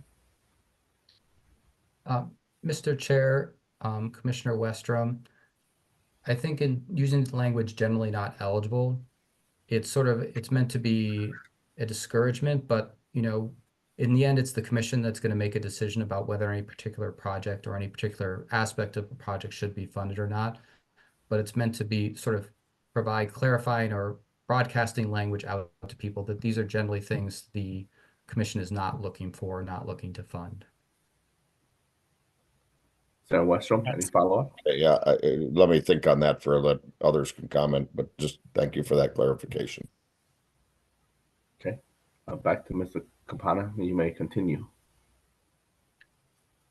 All right, Mr. Chair. So moving on to the proposed new category D, fish and wildlife, I just wanted to point out there traditionally has been a restriction on standard control, removal, and maintenance activities of invasive species will not be considered.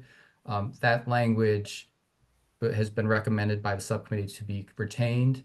And also the subcommittee recommended that language related to the relationship the LCCMR has with the University of Minnesota and the MACERC and MIT-PIT programs continues to be included in the RFP. So that language reads, all proposals related to invasive species research must consider the research priorities established by the University of Minnesota's Minnesota Invasive Terrestrial Plants and Pest Centers or Minnesota Aquatic Invasive Species Research Center. All research proposals should be submitted to the centers when applicable. The centers will keep the LCCMR updated on the status of proposals received. Thank you, Mr. Campana. If you can hold on, I think I see hands from Representative Heisman. Representative Heisman?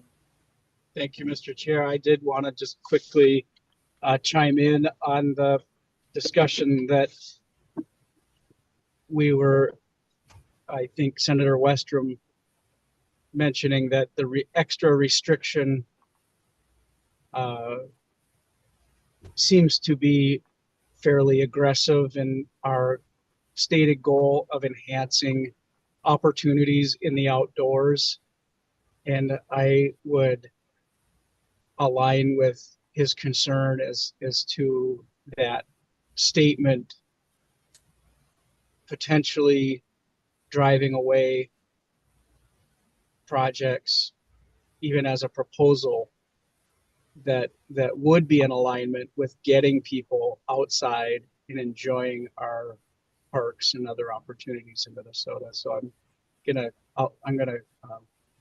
agree that that's something we need to be looking at before that's approved. Okay. Let's hear from President Becker first. Yes, I agree with Representative Heinzman and Senator Westrom. That seems too aggressive. Our goal is to get people outside, and we have to be have some flexibility, not some we need. That's our focus. So I'm not going to repeat what they said, but I agree with Senator Westrom. I agree with Representative Heinzman on what they're sharing with them. I lend my support to what they just said. Thank you. Okay. Any other comments from members?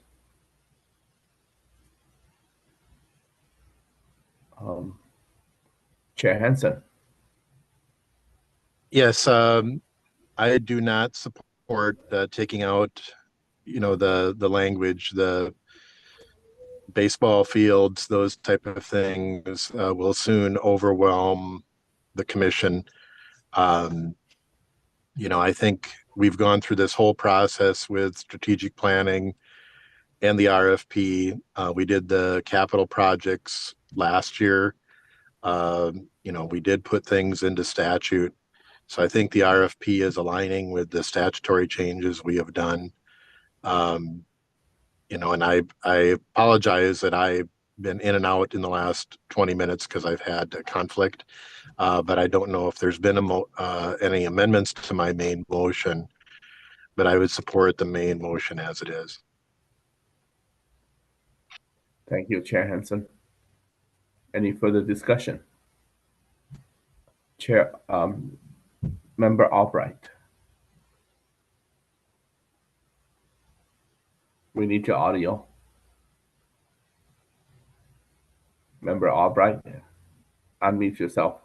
Okay, thank you. I'll just note, thank you, Mr. Chair. I'll just note that within this category, education and outdoor recreation, we do have a strategy here, number 8, that says design and or develop culturally relevant, accessible and resilient outdoor recreation facilities and infrastructure. So I'm not sure that, qualifying that further will discourage folks, but certainly the strategy will encourage folks, applicants to think more broadly about the proposals that they bring for outdoor recreation facilities, so that if there are proposals for playground equipment or other kinds of outdoor recreational facilities, that they be nature-based, that they have a particular focus on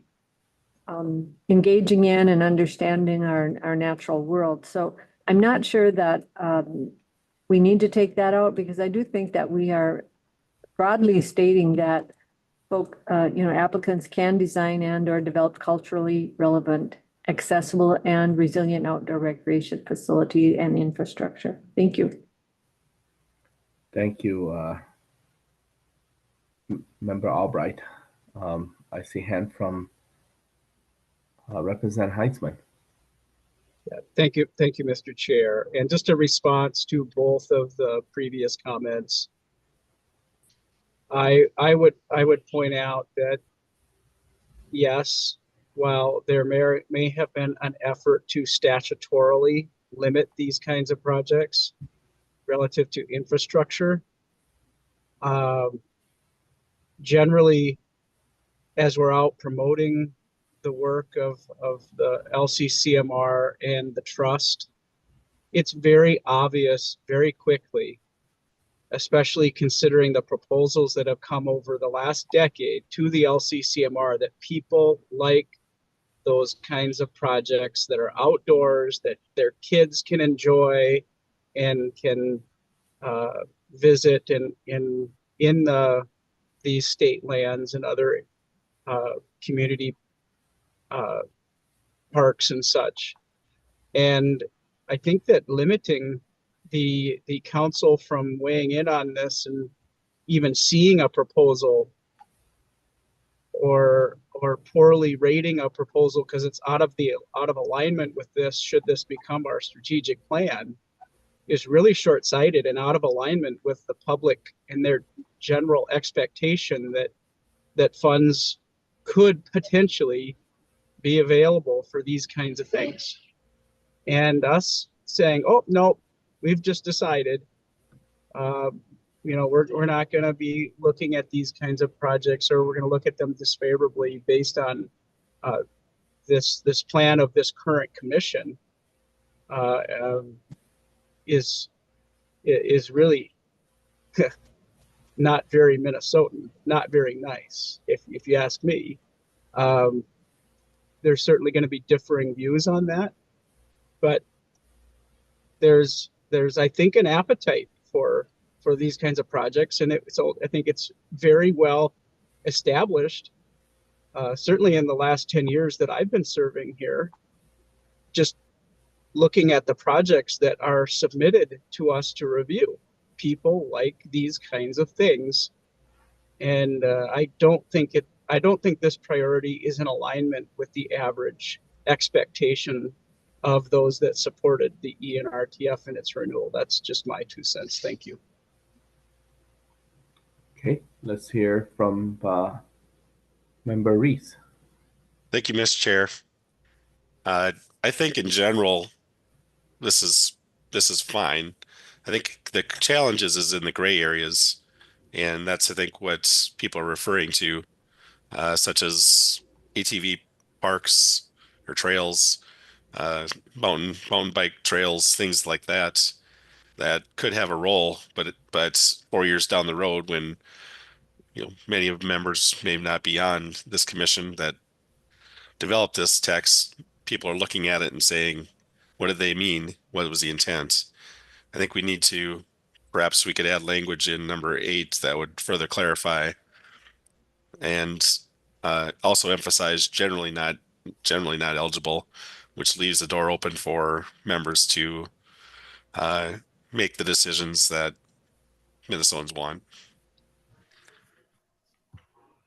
Okay, thank you, Commissioner Reese. I'm going to swing back to Representative Backer, and I know that we're running a little short of time now, so if any members want to state, try not to be redundant, and I like to move this along. But Representative Backer. Yeah, and I can appreciate that we're running short of time. At the same time, the constituents that I have spoken for, when you talk to them about this fund, this is the stuff that they have in their mind. Outdoors, we do things for projects outdoors. We want people to get outdoors. We want to encourage family activities. Even though we do studying of various environmental concerns, I get that. That's what the fund is set for. But we have progressively gone farther and farther from the average Minnesotans who support these projects. What they have in their mind's eyes is what it is. We do a lot of stuff in greater Minnesota because people want to get outside. This is a way for people to get outside, and to limit what we're doing, in my opinion, would be poor taste. And so this is very important. We have progressively got a way of supporting families, supporting what the original intent was, talking to the average person out there, and so forth. So and not environmentalists. We're talking about the people who pay taxes, that pay their share, and they want to be able to do something with Susie, with Jimmy, with Johnny. And so this baseball fields, basketball courts, splash pads, playground equipment, especially playground equipment. Really? So this is, in my opinion, the wrong direction that we should be going. Thank you for allowing me to share that, Chair. Thank you. And point well taken. Now we're going to go back to Mr. Kapana to continue his report on the RFP. Go ahead, Mr. Kapana. All right, thank you, Mr. Chair. There was just one final thing I wanted to point out in the RFP funding priorities. The subcommittee did recommend that there continue to be a category for small projects, but it did recommend that the threshold be increased from 250,000 to 300,000. So that was sort of the final recommendation from the subcommittee related to the RFP funding priorities. Once again, I just want to mention that the full RFP is not really ready for commission approval at this point, but we did want you to look at the funding priorities as it relates to recommendations from the strategic planning subcommittee. Okay, well, thank you very much. And that would take us back to the Hansen motion. So perhaps Representative Hansen or Chair Hansen, can you make that motion one more time and we could vote on it? The motion was to approve the RFP language as presented.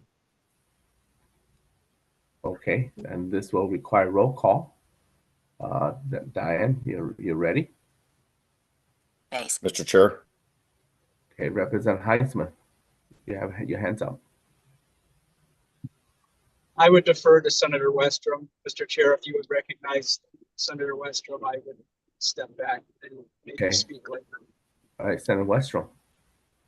Thanks, Mr. Chair. I was wondering if Mike could go back to the first proposal they talked about. I was trying to go back and find it, but if he could review that. I had a question. I just was leaving it for after. And now I'm trying to find it, but it'd be quicker if he'd just talk about it. Okay, Mr. Kapana, you got Senator Westrom request there? Yes, Okay. Mr. Chair and Senator Westrom, we're referring to the language related to proposals not be considered for construction of buildings or building infrastructure for environmental, education, or renewable energy purposes unless for research or demonstration. And also proposals will not be considered for development of new school curriculum except to allow new modules within existing curriculum or update existing curriculum to reflect current state of knowledge or art. If that isn't it, just let me know. That's the one. I guess my basic question is just, can we get a better explanation or a deeper explanation of that and what is kind of all intended there? So we wouldn't allow new curriculum, but taking existing curriculum and augmenting or changing it would be allowed. And then what's the limitation on buildings? I guess I just would like a deeper understanding of that section. Okay, before we go there, Chair Hansen, you have your hands up. You have a question? That was to answer Senator Westrom's question, if possible. I can answer that. Okay. So, Senator Westrom, I think the challenge on the curriculum is, I have an echo. The challenge on the curriculum is that you could have multiple proposals for multiple curriculum that may not, I mean, are we an educational funding Department of Education program?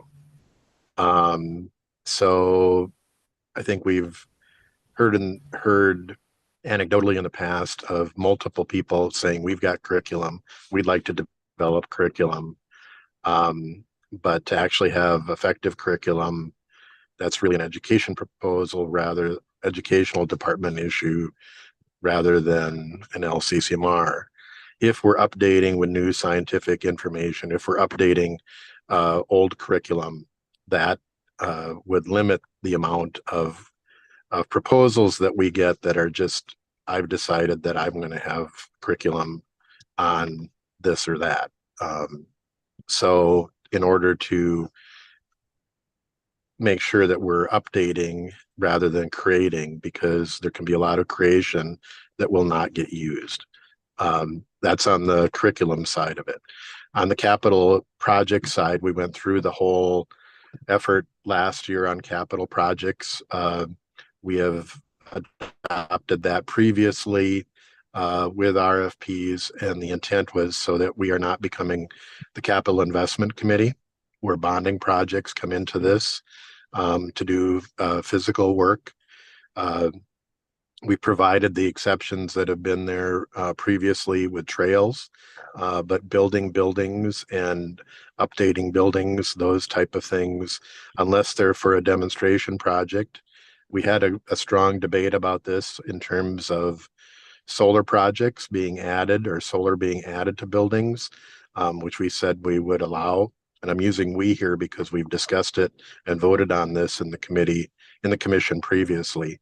But building buildings, and I'll use some examples where in the past 10 years, the commission authorized buildings that were half funded, that the partner didn't even know about the building. The partner that was referenced didn't even know about the building project when it was approved. So capital projects should stay in capital investment rather than in LCCMR was the intent and what we voted on previously. Thanks. And thank you, Chair Hansen, for that. I guess that does underline a little bit of my concern, and maybe we're just on two different trajectories here, but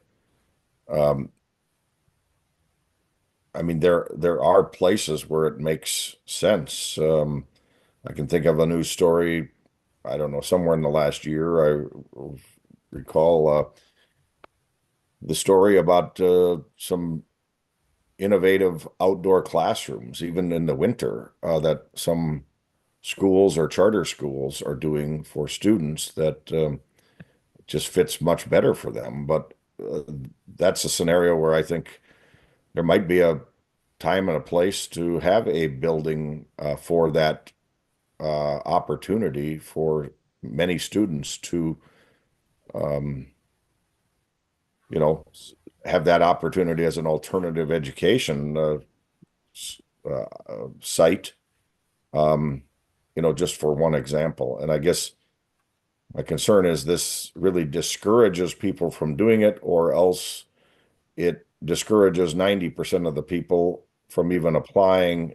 And typically those are the lay people that maybe aren't the professional lobbyists, but the ones that are connected, as long as we've got generally not acceptable or eligible, the ones that have more sophistication, which is who seems to be always bringing 75% of the proposals to us, they'll know how to get around these generally written guidelines. And I'm just worried that we're really discouraging the organic applications from our small organizations, or the little people, if you will. And I just, you know, you kind of brought it up too, the trails. I mean, we all know there's lots of trails that probably don't get used nearly as much as other trails, but we still fund them because it helps protect that part of the natural resource and enhance people's experience to get out and do it, because the alternative is they're not going to do it, or they're going to make their own paths through woods, which can also be devastating to erosion or lakeside banks. If people are all coming down in different places and making paths and tearing out foliage or plant life, where we sometimes fund a pier for people to use in a one central spot so they can enjoy and enhance their experience, but it also protects the bank of the lake, but it also opens it up for people with disabilities, for example. Some of this playground equipment, some of these things that might be looked at, I think we're just being a little short-sighted here. And so I had that concern a little with the strategic plan. Supported going to public comment for it, but I'm not at a point of supporting that in its draft, and thinking it's a little rushed here, as well as this RFP. I just think we're going the wrong direction for most of the citizens, average citizens of the state. And if you've ever gone through bonding, which I know you have, Chair Hansen, and anybody else, it is a difficult thing to get, and there's many things that just are not appropriate for the bonding bill and committee and bonding bills, and that would be these localized, building that might help a classroom education experience that's in the outdoor environment. But if it's a local project, it really begs the question of being in the bonding bill, and it's going to compete for against many other bigger projects. And so there's nothing wrong with this fund being used to build some permanent infrastructure, just like trails generally are, and we're using it for that. But why we're so tunnel focused on trails being the exception, and these other opportunities, and some maybe we haven't even thought of, that might come forward, but we're really discouraging that idea of using the outdoors by limiting it this much. And that's my concern. That's why I want to understand this language a little better, and I'm still digesting it. But those are just some of my thoughts. I'd be happy to hear any of your comments, Chair Hansen or others. Thank you, Senator Westrom, and Chair Hansen's ready. His hand's been raised for a little while now. Chair Hansen. I think it'd be good, to everybody saying what they say that people believe, but we just had the voters vote. And so, and we had the director's presentation in terms of, what the high number of voters on it. And we've had this discussion for several years about whether capital projects or whether there are other constitutional things that can be funded and have been funded. So I would like if staff could put up the constitutional language so that it's clear on what 77+% just voted on. And in that vote, there's no asterisk of I want a baseball diamond or anything else. It is the language that it is, just like bonding has limitations. The constitutional amendment for the LCCMR states what it should be spent for. So if we could put up the language. Yes. Go. Staff, Mr. Kapana. And Mr. Kapana, maybe you could give us a read on that as well. Yes, Chair Herr and Chair Hansen, this is how the constitutional language now reads with the constitutional amendment that just passed. A permanent environment and natural resources trust fund is established in the state treasury. The assets of the fund shall be appropriated by law for the public purpose of protection, conservation, preservation, and enhancement of the state's air, water, land, fish, wildlife, and other natural resources. The assets of the fund should not be used to pay the principal or interest of any bonds. The assets of the fund shall not be used to pay for any costs related to the construction, repair, improvement, or operation of any facility or system that processes wastewater, but may be used to pay for research related to wastewater. I can go on, but I think maybe the rest of it is just about how much money can be appropriated. Thank you. Chair Hansen, before I go, I see Representative Heisman raise his hand. We'll go back to him, and also note that we have to be conscious of time. Otherwise, I'm going to move us quickly to the next agenda. But Representative Heisman. Thank you, Mr. Chair. And I appreciate Chair Hansen's thoughts on bringing the constitutional language to our attention. That's very nice. But I would point out that over the course of the last several months, I have had more questions about this and what my thoughts were on the renewal than probably any other issue. And considering how many issues and concerns people bring to us as legislators, I was shocked by that. In other words, they were very confused. Generally, people did not understand what the renewal meant, what happened if it didn't get renewed, and what was different. I don't think that that's going to be very unusual across greater Minnesota communities. So, you know, reading the language to us as if everybody who voted on that constitutional amendment fully understood it, I think is a little aggressive. We're doing the best we can, each representing our communities in our own way as legislators and citizen members of this commission. And then having this kind of conversation, I don't think it's productive. I think we're trying the best we can to address the concerns as they came to us. And I'll just give another example. I was at a event to sign my kids up for a program, and a part of this, the registration process, the folks in putting on this registration and program cited the renewal of the ENRTF as critical to the continuation of their programming, because if the renewal didn't happen, and they very specifically told me as a voter and my children standing there that the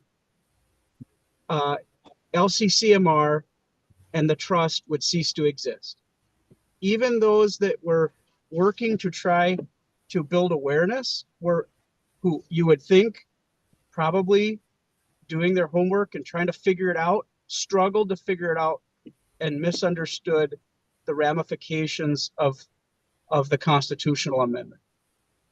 And I just really appreciate that Senator Westrom is putting a asterisk on this and saying, hey, we should look at this, along with Representative Backer. And I'm assuming there's probably others that share our concern. It's not as though there's huge problems with the overall proposal before us, but this is one that raises questions. So it would be really nice to have bipartisan support today for the motion, but without this being addressed, you will not have bipartisan support. And in the spirit of the new reality that we face coming into this coming biennium, I think it would be nice if we showed some bipartisanship and worked together to try to tweak this a little bit so there was an opportunity for full support from members of the commission today. Just my 2 cents again. Thank you. Thank you, Chair Henson. And before, I know I see some hands I see hands as well from members, but at the end of the day, we gotta vote this, and we're running short of time, and this has been put out to the public to vote, and the number is a little over 77% consistently to the past renewal. And I think Minnesotans understand this. You know, we have a culture of understanding our nature, our environment, and so I don't want to take too much time as a chair. I'm making my comment, but I'll pass it back to Chair Henson and see where we go from there. I'm going to try to limit people remarks so that we don't use the LCCM meeting here as filibuster. So go ahead, Representative Henson. Thank you, Mr. Chair, and I appreciate the comments about bipartisanship. I think, you know, we all have to follow the Constitution, and the Constitution's language is public purpose for protection, conservation, preservation, and enhancement. It's air, water, land, fish, and wildlife, and other natural resources. Unlike the other amendment, the legacy amendment, it doesn't talk about outdoor heritage, doesn't mention access, doesn't mention outdoor recreation. It mentions the public purpose of protection, conservation, preservation, and enhancement. During the debate on the amendment, even with the new community grants program, I asked the author, who is a member of this commission, if those requirements that are in the Constitution would apply to the community grant program, because the language of the Constitution in plain language is what is the enforceable act. So in order to comply with that, I believe we need to adopt the RFP as it is, and I renew my motion. Okay. We'll just go ahead with that. Go with Diane. Maybe you can give roll call. Mr. Chair. On this. Mr. Chair. Yep. Yes. Commissioner Reese. Yeah, thank you, Mr. Chair.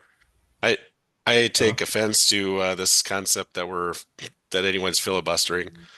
We spent 45 minutes on a presentation that was scheduled in the agenda for 15 minutes. And this is important business, so I appreciate that we have the time to discuss this properly.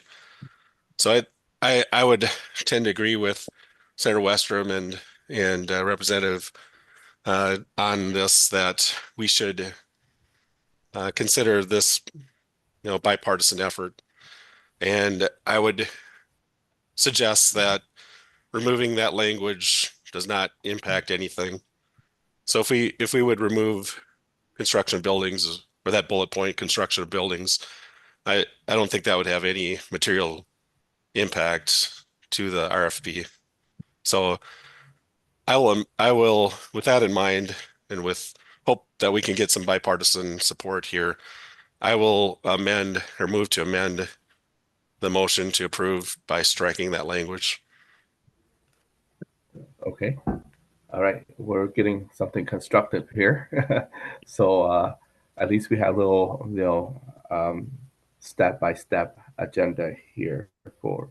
So Member Reese had made a motion to strike, and had made a motion for amendment to strike the language, and perhaps staff can say that in detail, but we're gonna need a roll call for this amendment. Can staff help this Reese amendment, Reese motion? Gibson.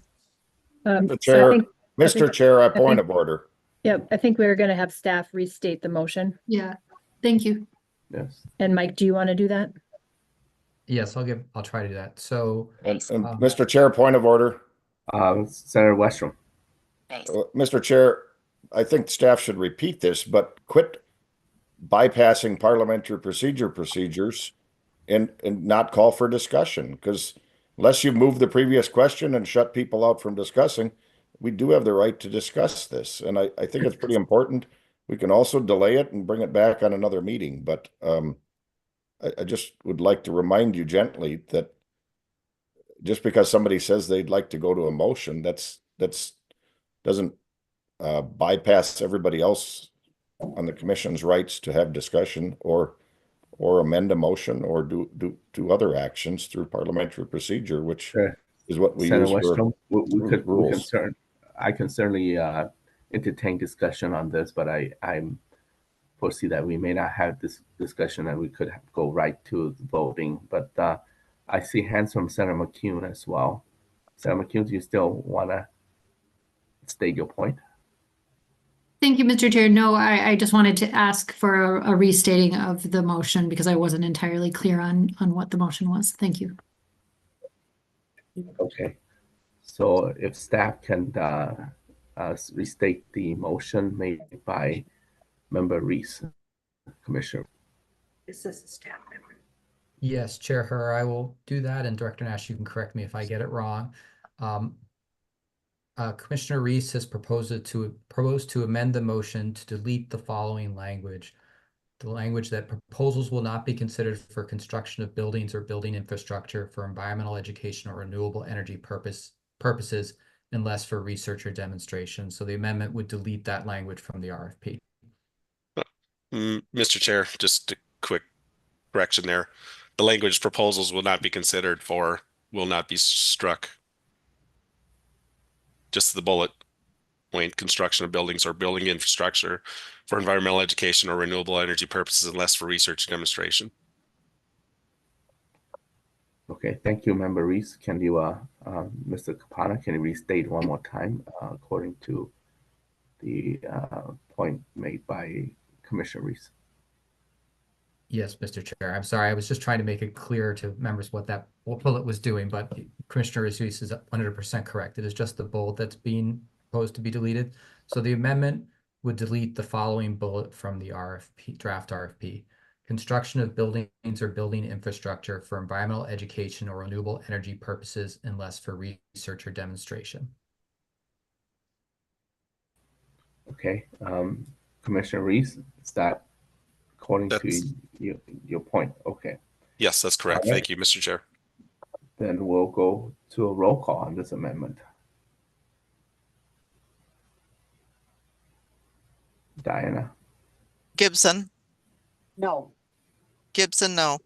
Hanson, No. Hanson, no. Her, No. no. Acomb, No. Acomb, no. Albrecht, No. Albrecht, no. Backer, Backer, yes. Backer, yes. Faber, Faber, no. Faber, no. Green is excused. Heinzman, Heisman, yes. Heinzman, yes. Hollins, Collins, no. Hollins, no. Langseth is excused. McEwen, McEwen, no. McEwen, no. Moore, More no. Moore, no. Peichel, Peichel, yes. Peichel, yes. Putnam is excused. Reese, Yes. Reese, yes. Westrom, Westrom, yes. Westrom, yes. Currently, there are 5 yes and 9 no. Okay, thank you very much. Motion Chair. to amend the RPF does not prevail. Yes, Mr. Chair. Westrom? Mr. Chair, maybe staff could help and then for the sake of efficiency, help restate this motion, but I would also like to move to amend the bullet point relating to the baseball fields and other infrastructure that we discussed. And I'm trying to switch back and forth between the Zoom page and the documents. So if staff could just recite that, it'd be quicker than me going back to it. But I'd move that motion and then have some discussion after staff is restated. Okay, Mr. Kapana, you're following that? So Commissioner Westrom, are you proposing to delete that language? Yes, yes, I am. And if you could just restate that point and tell us which line, so I can verify that, that would be helpful, like you did on the last one. Yes, so on page 4 of the draft RFP under category C, education and outdoor recreation, there's an amendment, sounds like, to delete the following language: baseball fields, basketball courts, splash pads, playground equipment, and other recreational facilities and infrastructure that do not improve or enhance natural resources or users' experience with natural resources are generally not eligible. That's the language, Mr. Chair. And Mr. Chair, I know we're in a rush. I think we could modify this language and maybe make it more acceptable. The idea is to not put all the money into baseball fields or basketball courts. But in the interest of just trying to get something put together, I would suggest we delete this language, talk about it as a commission more in depth, because it's a pretty broad statement. In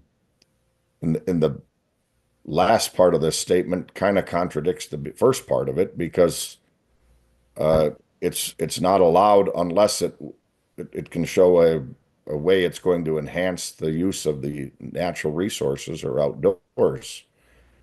And I think most of those could make that argument that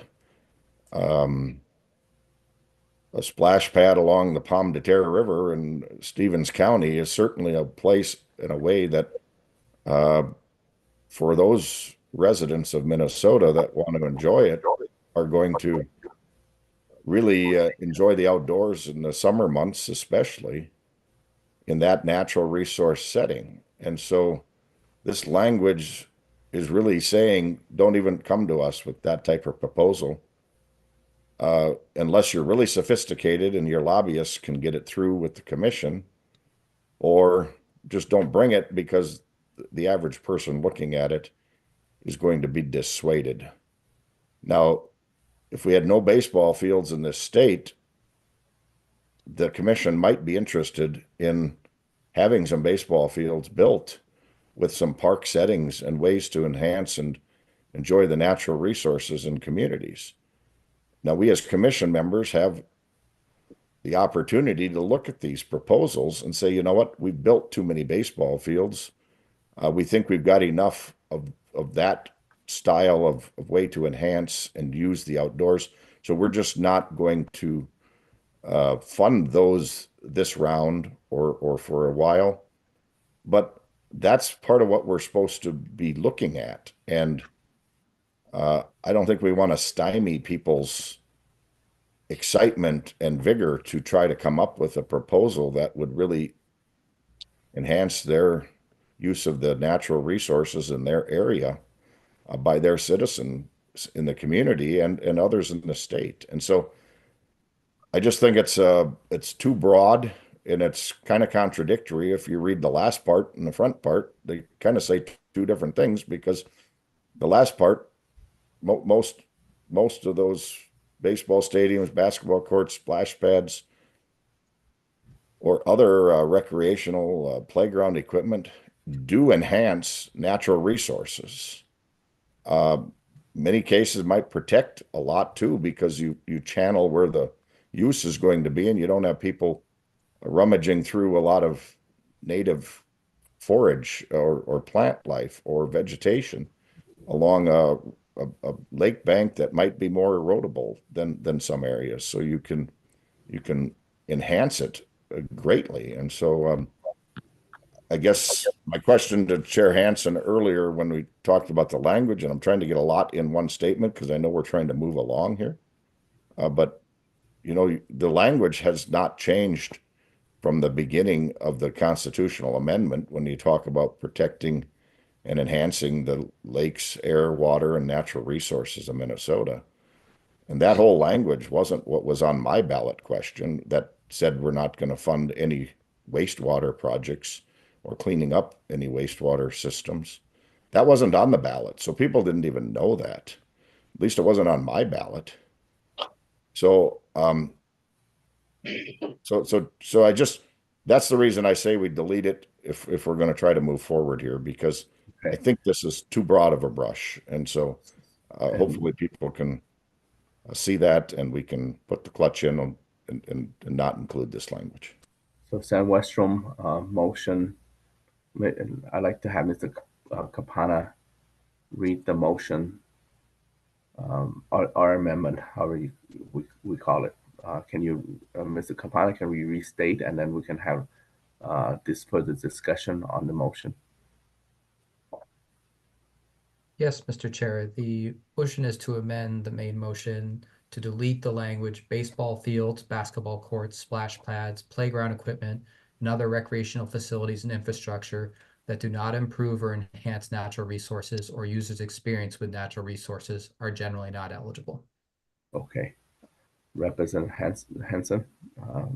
And before Representative Hansen, this is discussion on the motion. Representative Hansen.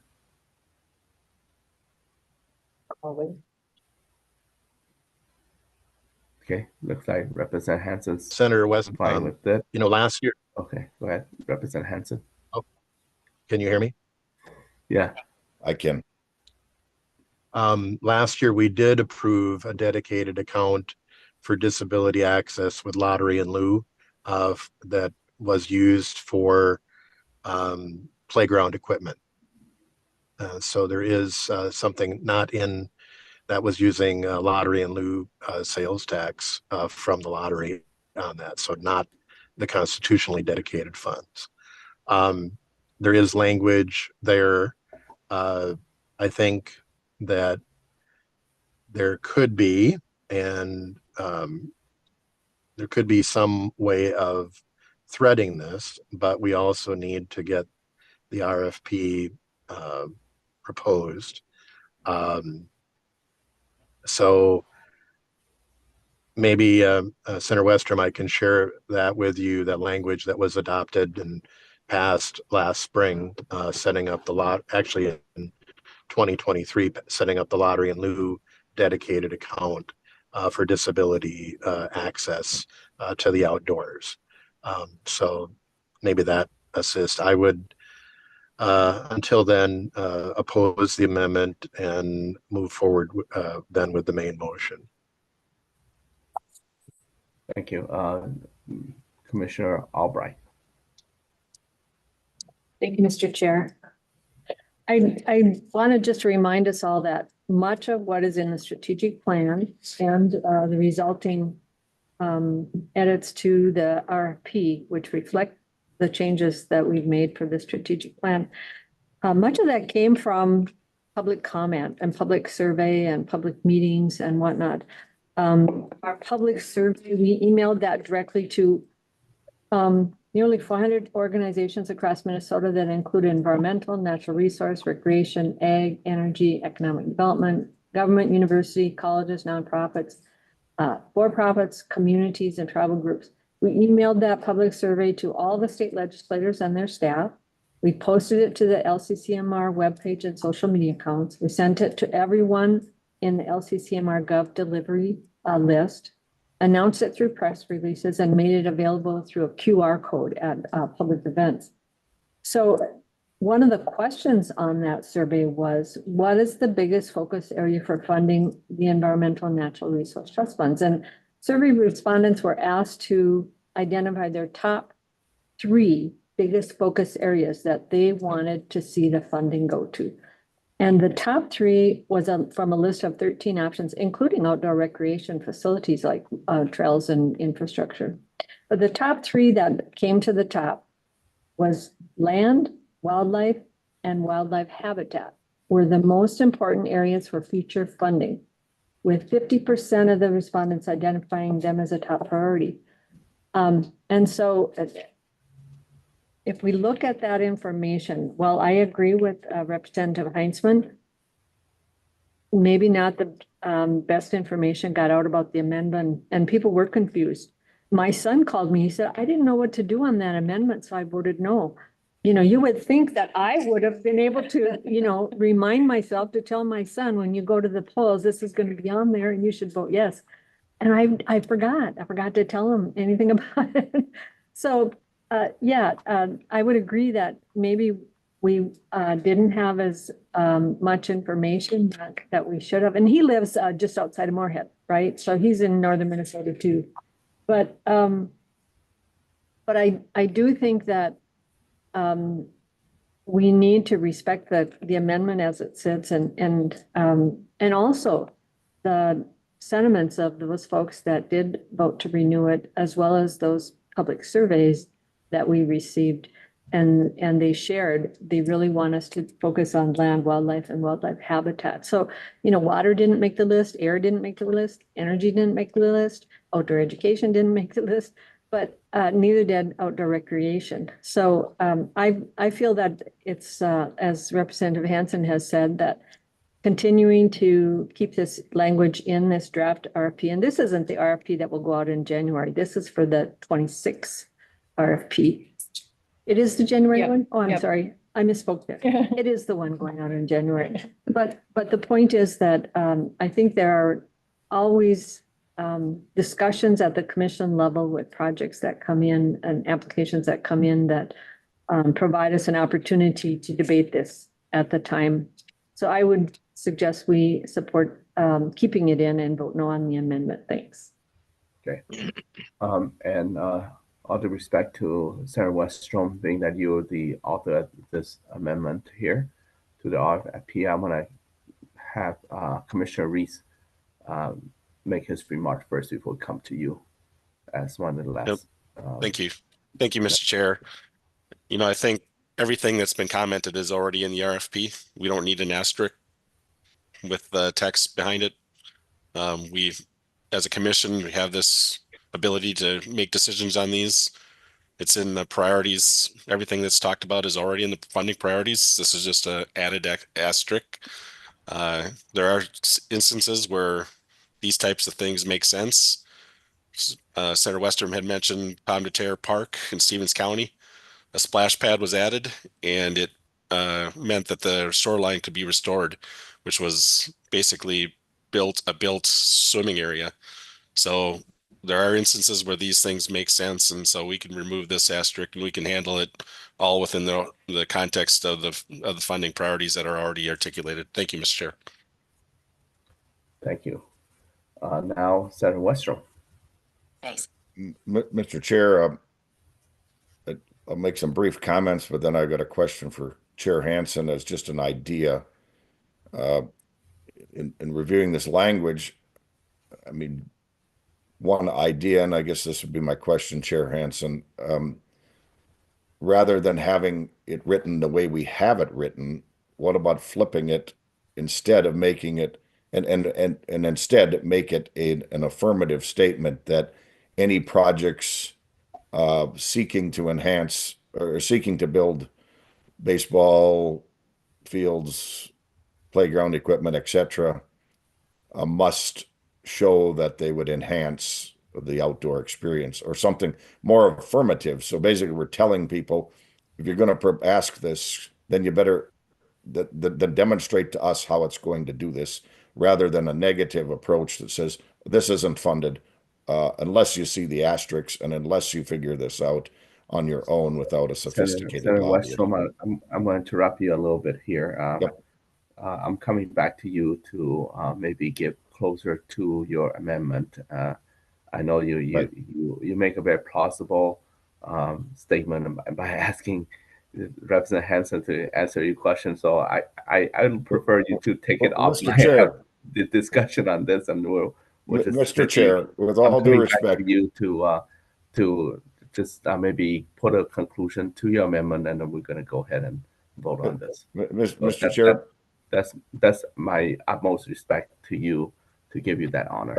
Mr. Chair, trying to cut me off is not the utmost respect for me. I am trying to get to a resolution by asking Chair Hansen if we could modify the language to be more affirmative. We might come up with an agreeable change to this, which at that point we can amend my amendment. I can withdraw it, and maybe Chair Hansen and I can come up with a proposal. I don't know any other way to do that through Zoom or in person if you're going to cut off the discussion. So I don't want to be rude, but Chair Foung, Chair Her, I don't know any other way to do it, to have discussion if we're going to try to come to consensus. So would Senator Westrom, will you withdraw the amendment, and then maybe Chair Hansen and you can call each other behind the scene, and we'll get back to you if that's how you no, he might not have any interest in changing it, and if that's the case, he can tell me. But I'm trying to ask him if there's another way we could modify this, because my amendment maybe isn't the only way to do it. But as we've had this discussion, this idea has come to me that maybe we can improve this language, but you're trying to cut that off. That's what's frustrating me right now. Thank you, Senator Westrom. I'm just trying to move us along, and we hear your point. So you already had your way. The DNR guy proposal or presentation along faster if you were worried about time so much. But yes, anyways, some things just take longer than others. I'm sorry. That's just. I understand, Senator Westrom, and you already achieved your point, your mission to get Chair Hansen to respond. So Chair Hansen, now we already got to that point. Instead of a negative.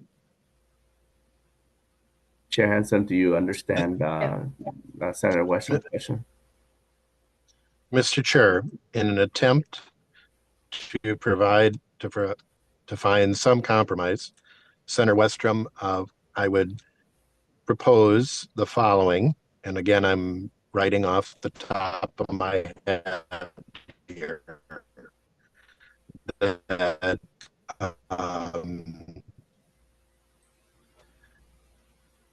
disability playground equipment that enhances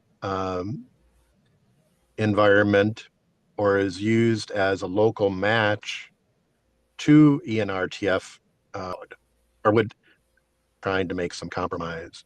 Senator Westrom, do you understand what I'm saying? Senator Westrom. Chair Hansen, I don't know if you were buffering to other people or if it was just to me. I could make out parts of your statements, but I couldn't make them all out.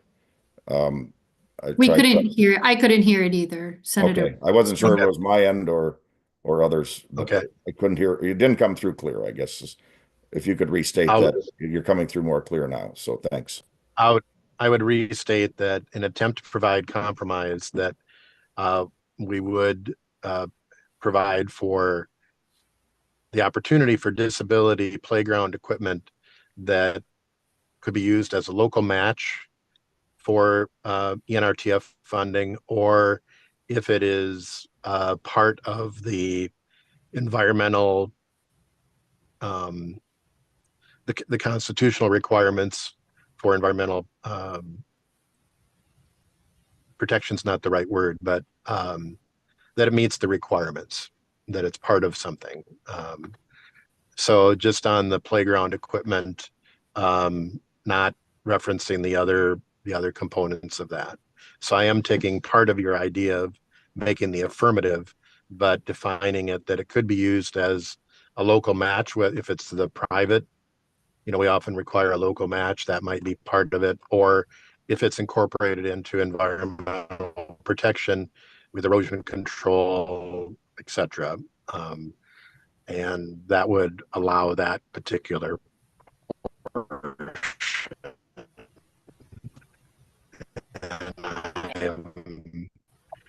I realize there are people on all sides that probably don't like this, but I'm attempting to provide common ground with you so that we could get a consensus operation and adopt the RFP. Nice. And was that clear? Senator Westrom. It was, you were buffering again a little bit, so I think so, but I guess two comments quick, Chair Hansen. I appreciate the side of the disability because that's an important aspect, but it's not the only aspect that I want to bring forward. My idea was more so to put an affirmative statement that said you need to show how this is going to enhance and protect the air, water, natural resource use if you're asking for something such as playground equipment, a baseball field, or other things, because I think that would be that would help buffer or be a gatekeeper at the front end, so people know they have to have that connection before they ask for those funds for a project. That's what I'm trying to accomplish. And my second question is, Mr. Chair or Director Nash, passing this motion today does what? Or do we have a final passage of this in December or a later meeting already? I see there's a deadline TBD in the document we have, so we're not putting a final date on this. So what's happening with this motion if it passes or doesn't pass today? Director Nash. Senator Herr and members, the RFP is on the agenda today to show the changes that would be made consistent with the strategic plan. But for today's purposes, the strategic plan and RFP would go out for public comment and then come back to the commission in December along with those public comments for the commission to make a final decision at that point. Thanks. And Madam, or Mr. Chair and Madam Director, do we have to pass the RFP proposal? When you say that has to go out for public comment, don't we just create the RFP, or why does it have to go out for public comment? And if we held off, tweak this for the December approval, could that work otherwise? Director Nash. Mr. Chair and Senator Westrom, and I want Mike Component to correct me if I'm wrong, but I think that Mike, would the RFP go along with the strategic plan automatically based on the former vote? Or would we? Mr. Chair, Director Nash, I think it's just the strategic plan itself that Okay. would go out for public comment. The RFP Okay. is simply a reflection of Yeah, correct. the strategic plan. Correct. So the funding priorities that we put in our RFP need to be consistent with the strategic plan. But the RFP does not need to be approved today. It would come back to the commission in December for a vote.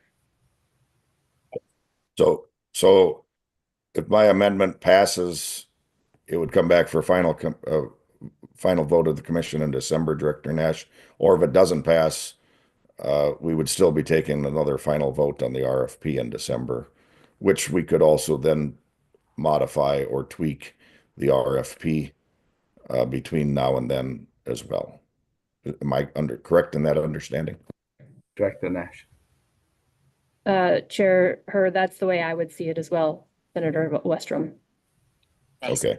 All right. And I guess to that end, Chair Hansen, I think maybe we could have some discussions in the meantime between now and then, but I'm not fully comfortable with what you're saying, but I gather that you're not fully comfortable with what I'm saying either. And maybe I can work with some Senate counsel and get some draft language I could send over to you as an idea. But for the purposes of today, unless you have another thought, since I'd urge members to support my amendment. Let's take it out, and that would also keep us all working on better language for December meeting for final passage. And so I'd encourage people to support the amendment that I've proposed.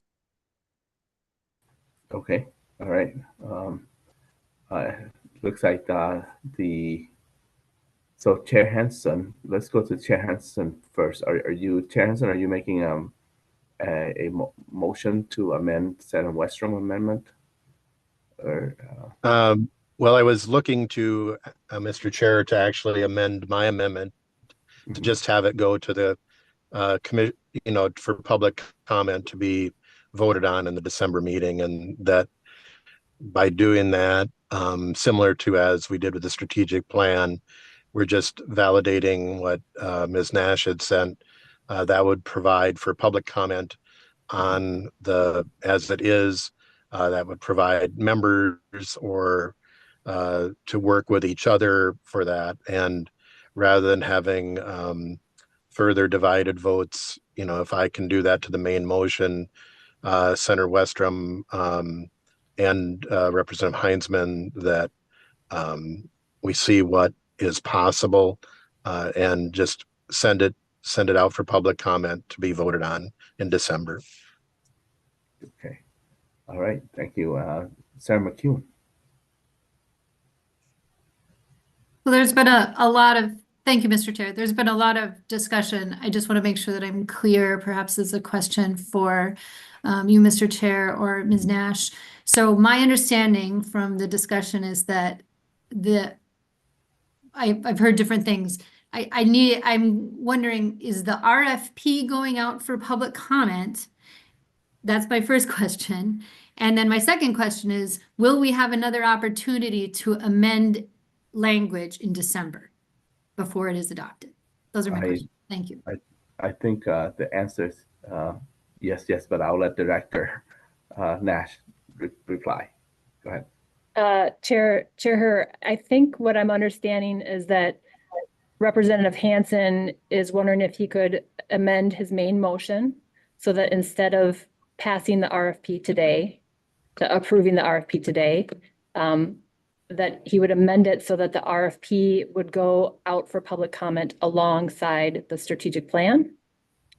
And then both the strategic plan, as a result, both the strategic plan and the RFP would come back to members in December. You could amend the RFP at that time, and then we would ask for your adoption at that time as well.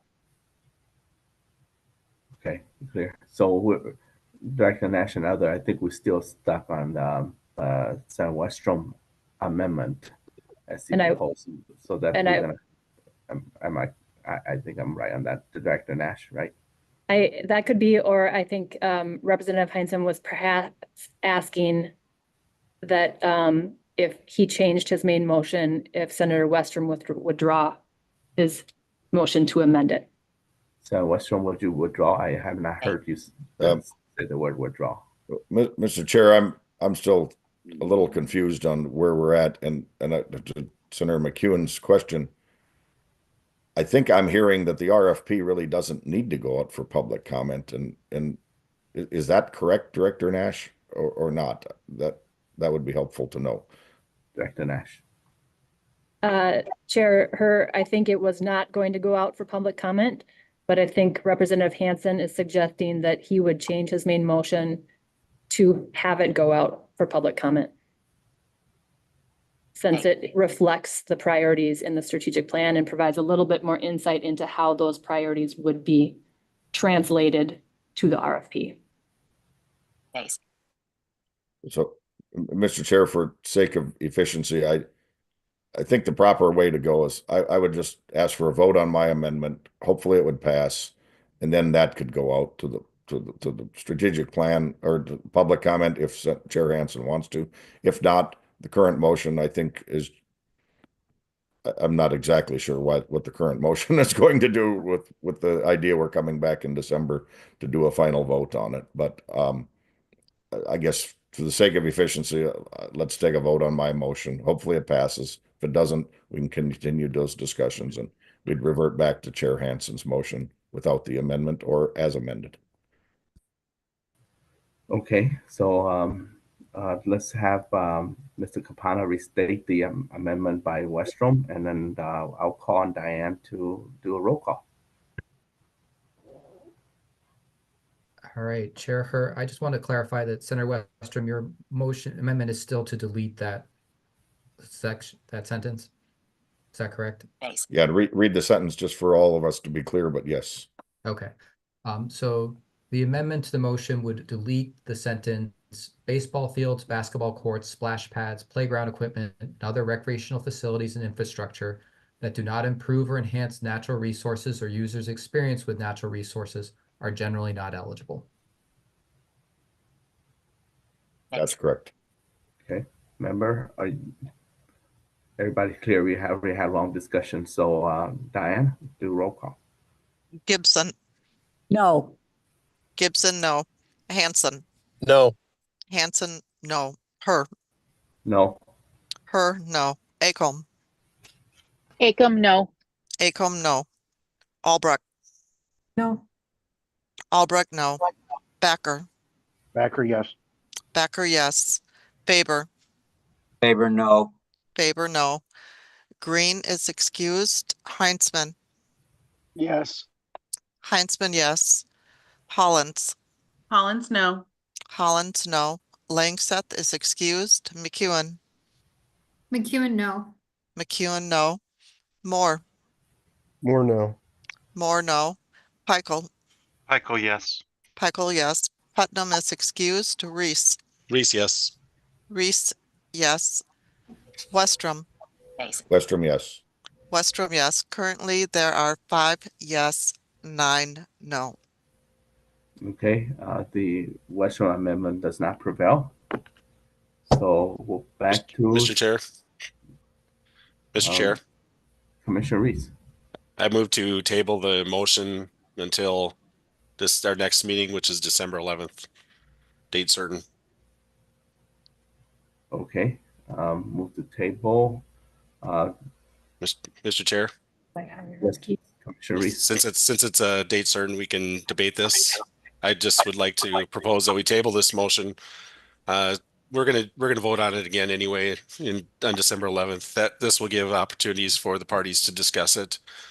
As as Director Nash already stated, it's not required to go to the public for comments. I think we should just keep this within the commission until we have time for the various parties to discuss it. So that's the reason for the motion to table.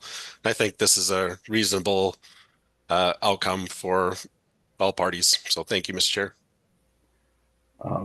Director Nash and staff, do we need roll call for this one? Yes, we do, Senator Her.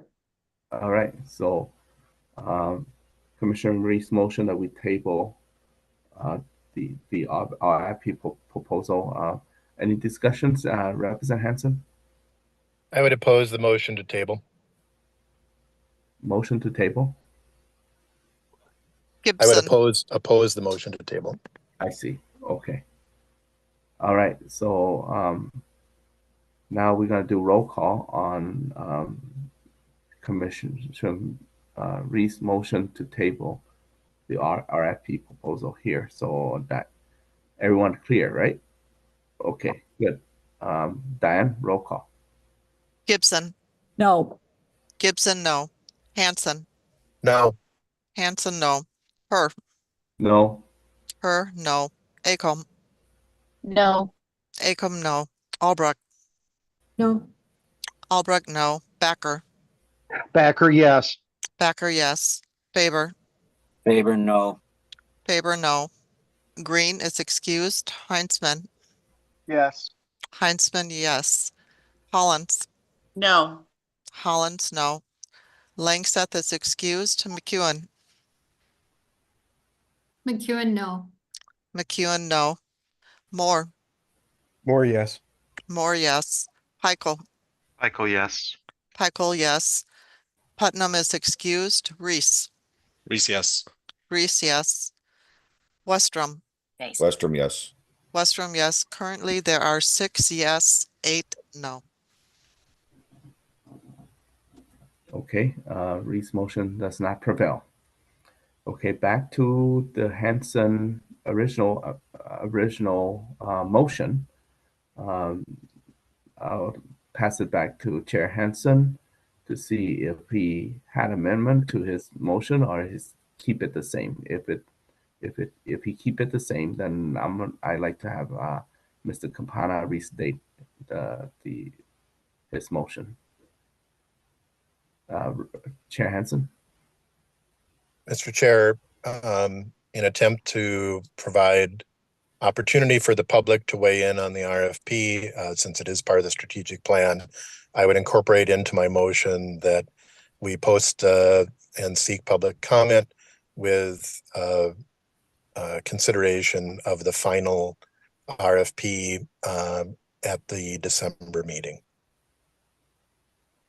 Okay. Mr. Campana, can you reinstate that in a more formal process? Or, it doesn't hurt to be redundant so everybody are clear on the Hanson motion here.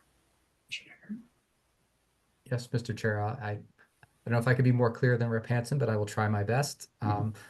So the motion would be to post the ML 2026 draft RFP for public comment, and then you would come back at the next meeting to consider the final consideration of the ML 2026 RFP.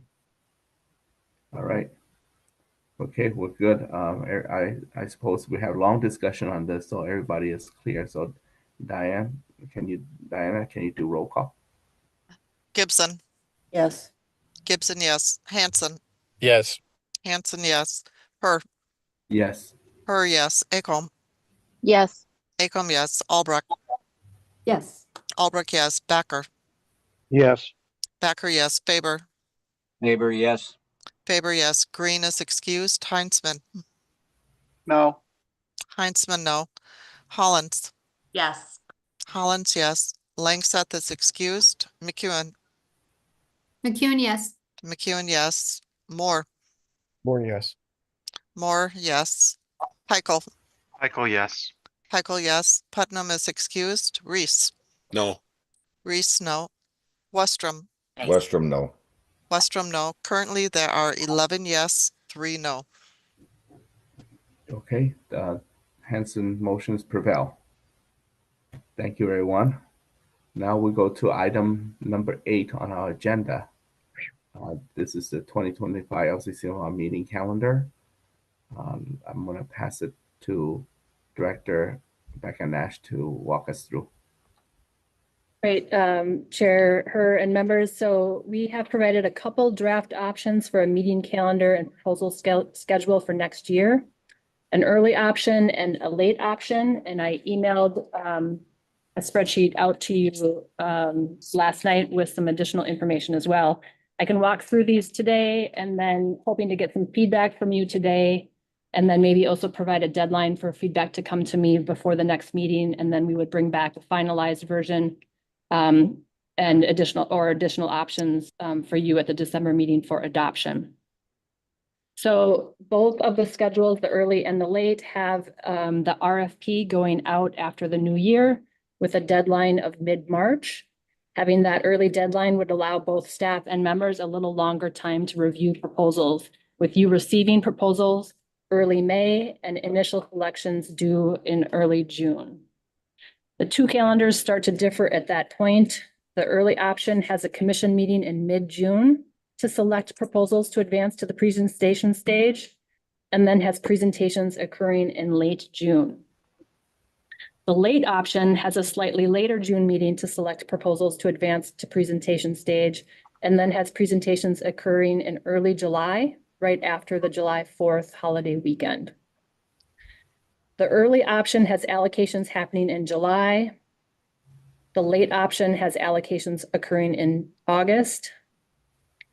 Site visits would be conducted again in 2025 with 3 timeframes to choose from in the early calendar option and 2 timeframes to choose from in the late calendar option. And then the commission meets again in the winter to review draft language, the RFP, the calendar, et cetera. In the early option, these occur in mid-November and early December. And in the later option, these meetings occur in early and mid-December. Also, one other thing to point out, I have put on here 2 potential deadlines for emerging issues requests. You see this on the 3rd line down. Oh, I guess it would be concurrent with the regular RFP deadline. So those emerging issues would come in at the same time as the regular proposals in one due date. And in a second due date, they would be November 19th. The draft language meeting in the early option, or do I have it here in the, I'm not finding it in the late option. There's intended to be a second deadline in the late option as well. And that would make it so that the commission could review those emerging issue proposals during our already scheduled meeting dates instead of having to call an emergency meeting, which kind of adds to some of the complications with that funding source. So those are the draft calendars for your consideration. Again, today, just looking for questions or thoughts on preference, potential conflicts, et cetera, so that we have something to work with and bring back a finalized version for you at the next meeting. All right, Commissioner Reese. Thank you, Ms. Chair. Just a quick comment. I need to drop off at 11:50, but if there's any way of moving the August 7th meeting to the following week, that would be helpful for my schedule. Otherwise, I'm okay with either calendar. So thank you all. Thank you. Senator Westrom. Thanks. Mr. Chair, just a few brief remarks, and I guess I'd say them. Hopefully a few others could weigh in on the thoughts, but I would probably encourage if we could get the RFP extended out into April or May. I just think it gives more entities that might hear about it, figure out whether that's something they want to apply for, and then respond more time. The sophisticated applicant certainly watches this stuff like a hawk. The non-sophisticated organizations that might come across this information are not always going to be as ready and able to just quick respond with an application. So I think giving it a longer deadline would be prudent. Having said that, I also would encourage us to relook or reconsider what the LCCMR for years and years did and do more of the review in September and October rather than June and July right after we get out of a long budget year session. There's no election next fall. And so legislators can end session. There's no fear of a special session in June by chance with a divided legislature in the House right now. I just think there's lots of reasons we should be considering what used to be a pretty standard LCCMR schedule, which was September. The meetings in June would occur in September typically, and a lot of the review of the projects would be in October. And I guess I would urge us to put a proposal on the table for that, and to do the summer meetings, maybe do the tours in the summer in June and July and August instead of September and October as being proposed, to flip-flop some of that workload. But I find myself coming out of a legislative session and the desire to enjoy a Minnesota summer, which are pretty short in this climate. Just a more workable desired schedule. And I think with a non-election year, that's what the LCCMR typically used to do all the time for anybody that hasn't been on the LCCMR as long. But I guess I'd be open to other people's comments. I just always find getting everything reviewed and coming right out of a busy budget session is often difficult, and there's lots of other things that have been penned up or held up with a late May, third week of May adjournment. June just always gets to be a tough juggle. But just food for thought.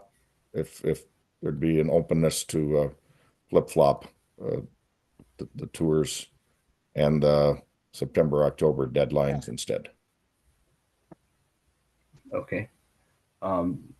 Representative Heisman. Yeah, thank you, Mr. Chair. I would also throw my support behind Senator Westrum's suggestion that we make an adjustment to the calendar. I too would like to have a summer, and I feel too many summers passing us by with busyness as soon as we're finished with session. So if there is additional members that could support that, it would be very nice. Make an adjustment, and of course we can go right back in the year after this coming. That would be my suggestion also. Okay, thank you. Representative Becker. Yeah, this makes very good sense, especially with the tied house. There's that possibility of us going into the summer. At the same time, moving it back allows us in greater Minnesota to do the work that we need to do and to spend time with our family. So this makes sense. Thank you, Senator Westrum. Okay, looks like there's a motion here by Senator Westrum. Am I correct, Senator Westrum? Now raise your hand. Mr. Chair, I was just making comment to see what other people thought. I haven't got to a point of making a motion, but I could, just to encourage staff to come up with a third calendar option that would reflect a later date for the RFP deadline and then flip-flopping the meetings into the fall and the tours into the summer. Okay, Chair Gibson. Thank you very much, Mr. Chair. Doing a little, there we go. Doing a little computer work here. Thank you.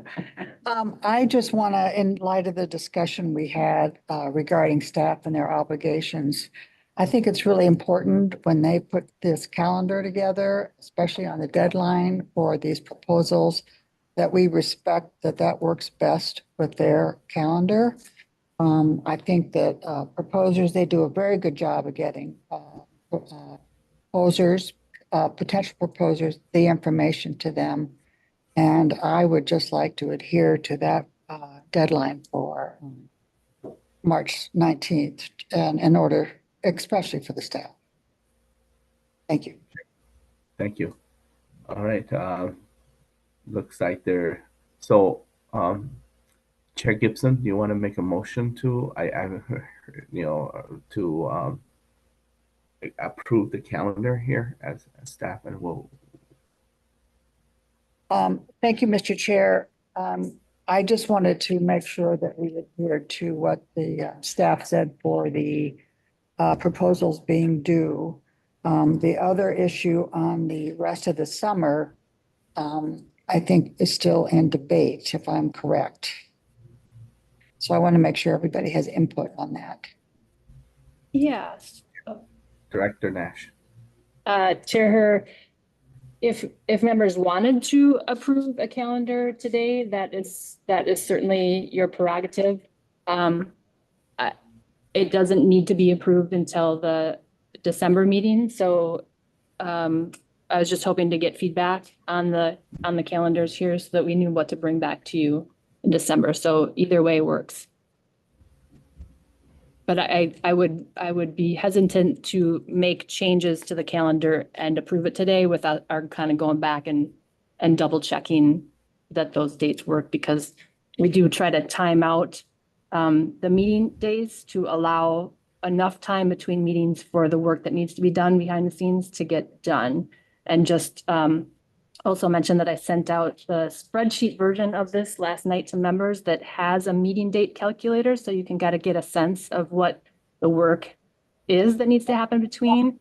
And you are welcome to kind of play with that on your own as well if there's another scenario that you would like to see. Okay. All right. Any further discussion on this? We still have two more items on our calendar today. That's an emerging issue, and then also peer review update for 2025. Once we begin going to the next item, we're going to go over our projected time. So I'm bounced back to the San West room, and we may want to postpone this the calendar for the next meeting. Senator Westrom. Mr. Chair, just Director Nash, would it be possible to put together a third calendar proposal as I've laid out? And I guess my first question just would be, if we didn't have the LCCMR or selection and review process till fall, what timeline would we be looking at for an RFP deadline? I think it used to be May or June, but what would you say could work if we did that? Director Nash. Chair Her and Senator Westrom, I think we just need to look at it. If we move things later in the fall, what that does is it reduces the time after your recommendations. And it reduces the time after your recommendations for staff to review the draft work plans, for us to conduct the research peer review, for us to draft the language, for us to conduct fiscal capacity checks. The schedule that you have before you right now, Ames is set up to have the language approved by you at the end of the year so that it's ready at the time that the legislature goes into session. But if it's especially if it's a short session, we can bump the commission's work into January potentially, and or not have the language be ready right away during the legislative session. I'm a little nervous about requiring any work from you or final approvals from you during the legislative session, because I think we've learned very well over the last several years that it's just really, really hard to get the commission together during the legislative session. So what, Senator Western, it's hard for me to just tell you exactly how it would work, but I can put together work on a calendar and show you what that would look like. And I can try to maybe get that out before the next meeting so that you have time to look at it in advance of the meeting.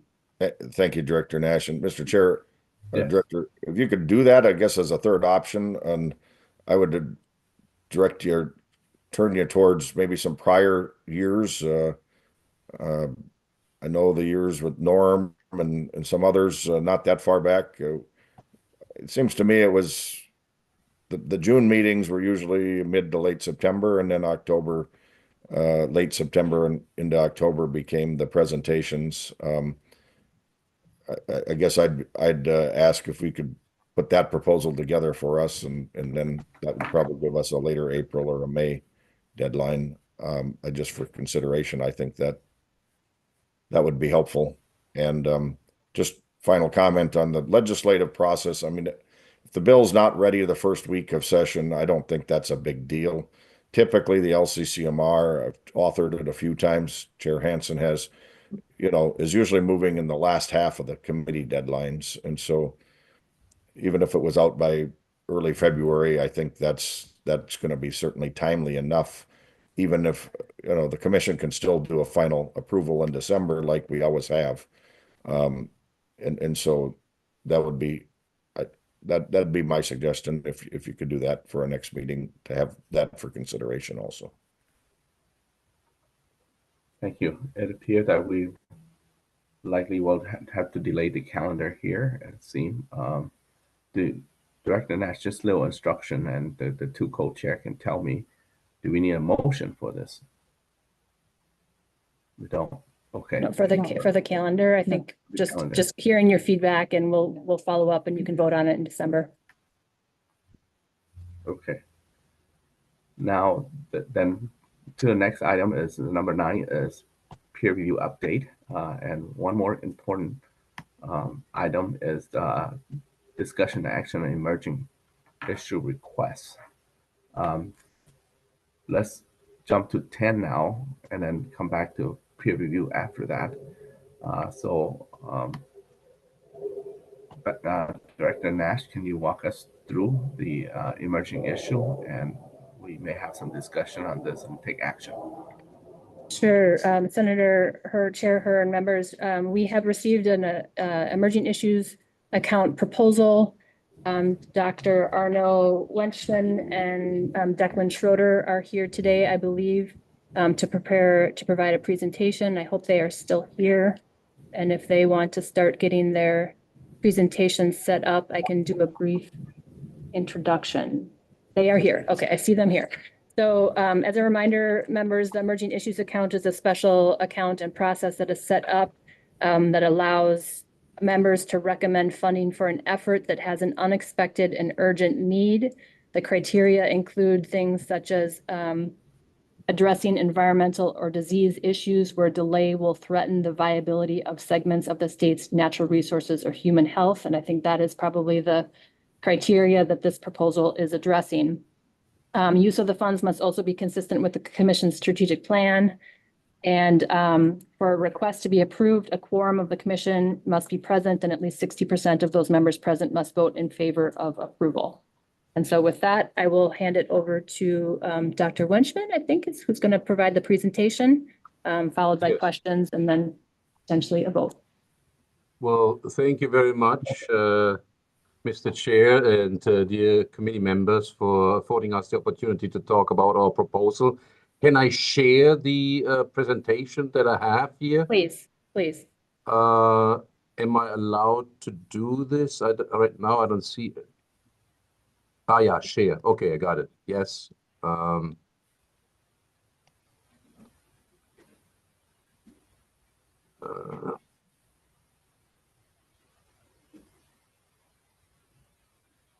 Can you see the presentation now? Not yet, no. No. Oh.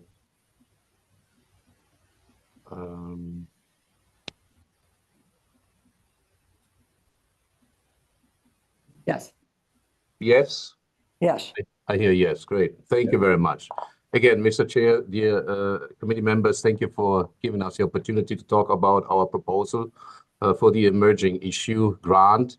We suggest an enhanced surveillance of Minnesota avian and mammalian wildlife for highly pathogenic avian virus. And we, that is myself, Arno Wünschmann, Dr. Wünschmann, I'm a pathologist at the Minnesota Veterinary Diagnostic Laboratory, and the co-investigator is going to be, or would be Dr. Declan Schroeder, a molecular virologist, also from the University of Minnesota, that is here with me in the room and can answer any questions. We are submitting this proposal in collaboration with the Wildlife Rehabilitation Center of Minnesota, but we are hoping to build a much bigger network of collaborating groups and institutions. Just as a brief background, highly pathogenic avian influenza virus causes disease in a wide variety of animals. Minnesota has been plagued by recurrent epidemics of this condition. The last one was in 2014, 2015, caused very significant deaths among poultry in particular. Didn't really affect that much of the wildlife at the time.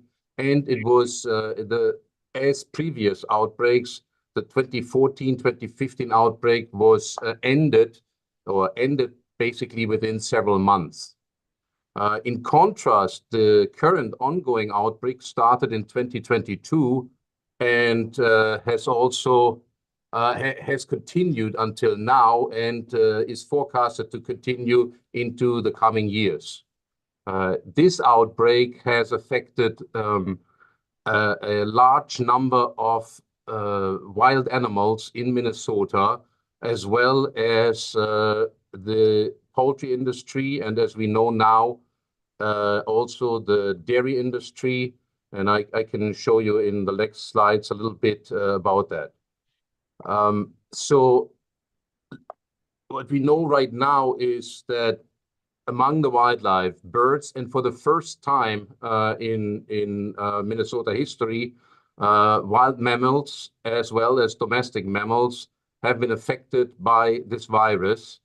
And the livestock and poultry industry is also here included, because in Minnesota, we have currently at least 9 cattle farms that have been infected, where the cattle have been infected, and 1 goat meat farm that has also been affected. This all occurred only this year, March 2024, so 2 years after the outbreak of the epidemic. And poultry premises, there are 172 premises affected as of now, 22 new premises affected just in 2024. We also see infected humans at this point. And so these humans, there are 26 confirmed cases. These humans are usually related to the livestock and poultry industry. And they have conjunctivitis. Fortunately, so far, no severe disease. But that is so far. And we have seen it in pets that are also related to the dairy and poultry industry. But what's happening in wildlife, and how does wildlife interact with the livestock poultry industry? I have just another graph here where I show where we show the or this is actually from the Board of Animal Health, where we show the somewhat seasonality of the epidemic that is loosely tied to the migration, fall and spring migration of waterfowl, because waterfowl are carrying a lot of the viruses, low path as well as high path viruses. And so what, of course, we are concerned about is the wildlife in Minnesota, as well as the health of livestock, animals, poultry, and humans. And we do want to understand how much virus is in the environment and how is this virus evolving. And that's where we want to do our grant, our proposal here. In Minnesota, we know that 700 birds have been confirmed positive. That is only the tip of the iceberg. So probably tens of thousands of birds died in Minnesota during this outbreak. We've seen it in waterfowl. We have seen it in raptors, also various raptors. We've seen it in loons, pelicans, but also in crows and blue-eyed juncos just at our lab. And then again, to our surprise, mammals showed up carrying this virus and dying from this virus. And in our lab, we've seen it in red foxes and black bears. And in Minnesota, skunks also were positive. What we've experienced, I think, is that in anticipation of the outbreak occurring in 2022, the funding for wildlife surveillance was fairly good. Federal and state funding was available. And so quite a few animals were tested in 2022. For example, at the Wildlife Rehabilitation Center of Minnesota, about 1,200 animals were tested in total. But these numbers have gone down quite significantly. And that is because the funding for wildlife has reduced in 2023, and particularly now in 2024, since funding is shifting towards the dairy industry and also poultry industry. Therefore, we are proposing a 2-year project where we would like to test 9,000 free-ranging birds and mammals for the influenza virus, specifically for the highly pathogenic variant of the influenza virus, by taking oropharyngeal swabs and cloacal and anal swabs. And our goal is to identify all the susceptible species, because the number of species is ever increasing, it seems, and also to estimate the scope of the disease problem in wildlife. Another portion of the project will be to characterize the virus, and so we can potentially detect important mutations. The results of this surveillance may help, for example, in mapping where the virus is, and hereby doing a risk assessment for farms, poultry operations, dairy operations, but also may help to, again, analyzing the mutations to predict the risk potentially for human and mammalian health with this project that we're doing. And we are trying to establish a network of wildlife professionals that can also respond maybe to future epidemics. So for this grant proposal, we would like to partner with a variety of organizations. And so I guess one could maybe call this a Minnesota Wildlife Health Network. And at the core would be the Wildlife Rehabilitation Community of Minnesota and the Department of Natural Resources with the tribal nation, biology departments of tribal nations. And then we would like to add other partners like the Minnesota Zoo and Como Zoo that survey their wildlife on their grounds. Also national wildlife refuges, Voyager National Parks, so federal institutions that are in Minnesota, the Humane Society that also has a wildlife unit, and potentially others such as exterminators that bring wildlife to the Minnesota Veterinary Diagnostic Lab, for example. We would like to prepare some instructional materials, how to sample these animals. And we would provide test kits, so swabs basically with some culture solutions to biologists and veterinarians at the partner organizations. We would also provide shipping labels so they can actually ship those samples back to us, to the lab, where we can then analyze these samples for the virus. And so the initial testing would be done at the Minnesota Veterinary Diagnostic Laboratory by a test that is called a PCR test that is generally accepted as a standard gold standard test. If there were any positives, and we think there certainly will be, these samples would be then sent to the Veterinary Isolation Laboratory and would further be worked up by Dr. Schroeder, who is again a molecular virologist and can analyze these samples for their genetic makeup. And then we would like to disseminate results of our surveillance weekly in the form of maps, for example, but would also, in the long term, have podcasts and publication coming out of this project. The labs that are involved is the Minnesota Veterinary Diagnostic Laboratory. That's where I am, and that the lab is accredited by the National Veterinary Laboratory Organization. And it has been conducting the testing for Minnesota animals in Minnesota, wildlife, dairy, poultry, since a long time. And so we are very experienced with doing the necessary testing. And the test that test that Dr. Declan Schroeder would do would be in the veterinary isolation facility, which is also on the campus of the University of Minnesota, which was actually built in response to the 2014-2015 avian influenza outbreak that affected poultry. And he can do the testing again, to test for the genetic makeup of these viruses to potentially predict risk for mammals, humans, and birds at this facility. And so that is our proposal in a nutshell, if you want to. And we are certainly very hopeful that we get questions, and we're very happy to answer any questions that you may have. Thank you very much for your attention. Thank you, Dr. Wenchman. And I just want to note that Senator Herr has to leave for 10 minutes and will return. So I'm going to be chairing on his behalf.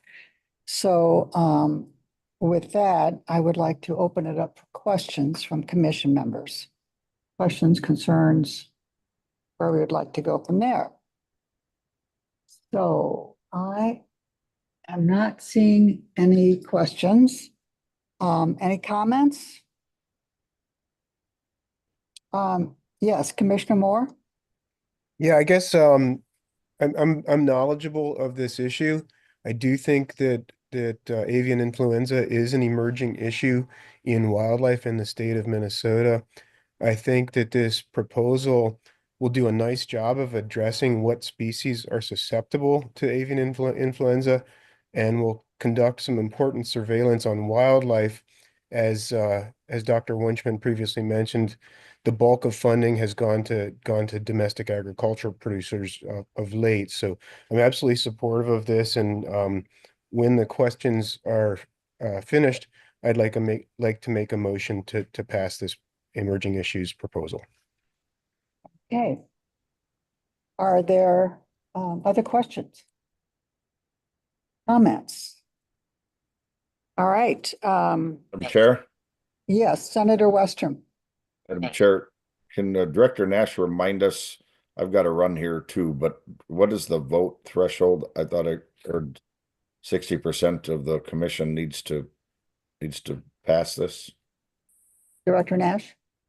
Senator Westrom, 60% of members present are needed. And I would also request that in any motion, if you would mind providing authority to staff to approve the work plan, so that if we do get this process and approved, staff would have the ability to get the project up and running by approving the work plan. Nice. Two brief follow-ups, Madam Chair. Yes, Senator Westrom. Just question to the presenter. I might have missed it, but can you, if I did, I had to tend to something else briefly for a little bit. Can you tell me, is there any connection that you're looking at with recent spread to dairy cattle and that livestock sector that you guys would be looking at? And then secondly, 1.2 million about is what you're asking for, is it looks like it's quite a bit of money. Is there parts of that that could be funded initially without approving the whole amount? Dr. Wenchman? I will ask Dr. Schroeder to answer the first question, the part. Yeah, so regarding the research in dairy, for sure, there's a big push to try and understand this virus and how it's spreading within the dairy herds, and that's funded through the USDA, and it's very specific for dairy. You're not allowed to go outside the dairy system, as it were. So I have a few projects where I'm trying to do a similar thing that I would like to do for the wildlife, is pull out these viruses within dairy and understand the genetics. Okay, Dr. Wenchman, the second part of that question? Yeah, dear Chair and dear committee members, we put this budget together in the hope, of course, that this could be passed. There's probably things we can where we can make amendments to the budget. So I would be hopeful that we could address the concerns there. If I understand correctly, you're asking us whether we could do some work without getting fully funded. Senator Westrom, do you want to respond to that question? Yeah, that's correct. When it would all be done, or and maybe I could step back, and Director Nash, you could just remind us all of the process of emerging issues funding. What are the steps that have to go after the commission reviews or recommends it? It's fairly new on the agenda, in the sense of not sure myself. I might want to take a little more time to better understand it. So passing it today versus December versus a future meeting, I'm still contemplating that. But Director Nash, can you just refresh my memory and maybe the commission's memory on passage from the commission, then goes through a different alternative appropriation process, if I remember, and I think some final approval from the governor or something. Is that correct? Mr. Chair? Nash? Madam Chair and members. Yeah, so following LCCMR's vote, if it were approved, then we would seek a work plan from the proposers and get that in play. And then we would also seek approval from the governor. So governor approval is needed. Once that is provided, then and the work plan is approved by LCCMR, then the funds are available immediately to start spending. Right. Okay. Madam Chair. Oh, all right. Follow up. Director Nash, just so if we approve it today, then that's kind of the final approval from the commission. And I guess what's the timeline how long have you been working on this, and when are other options to approve it if it wasn't approved today? And last question, what is the quorum count right now? How many people do we even have left? Director Nash? Madam Chair and members, I'm trying to remember I remember the last question was, what's the quorum, what's the count right now? We have 12 members present, and so 60% is 7.2 members.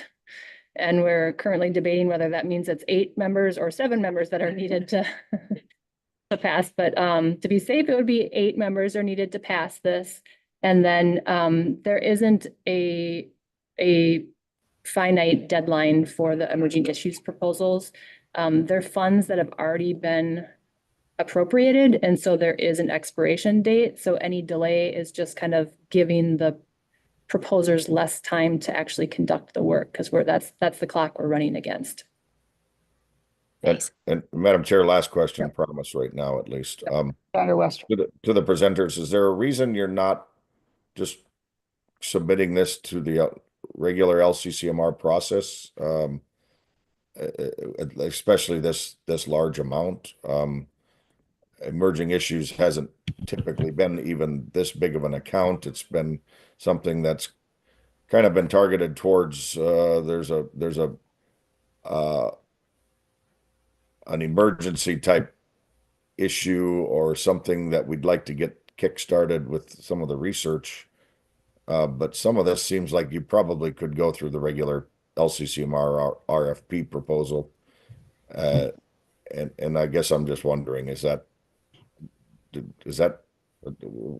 Yeah, I mean, we start this road at a precedent set that dear Senator Vester, thank you very much for your question. And I guess we saw the emerging issue grant proposal offer, and this is an emerging issue.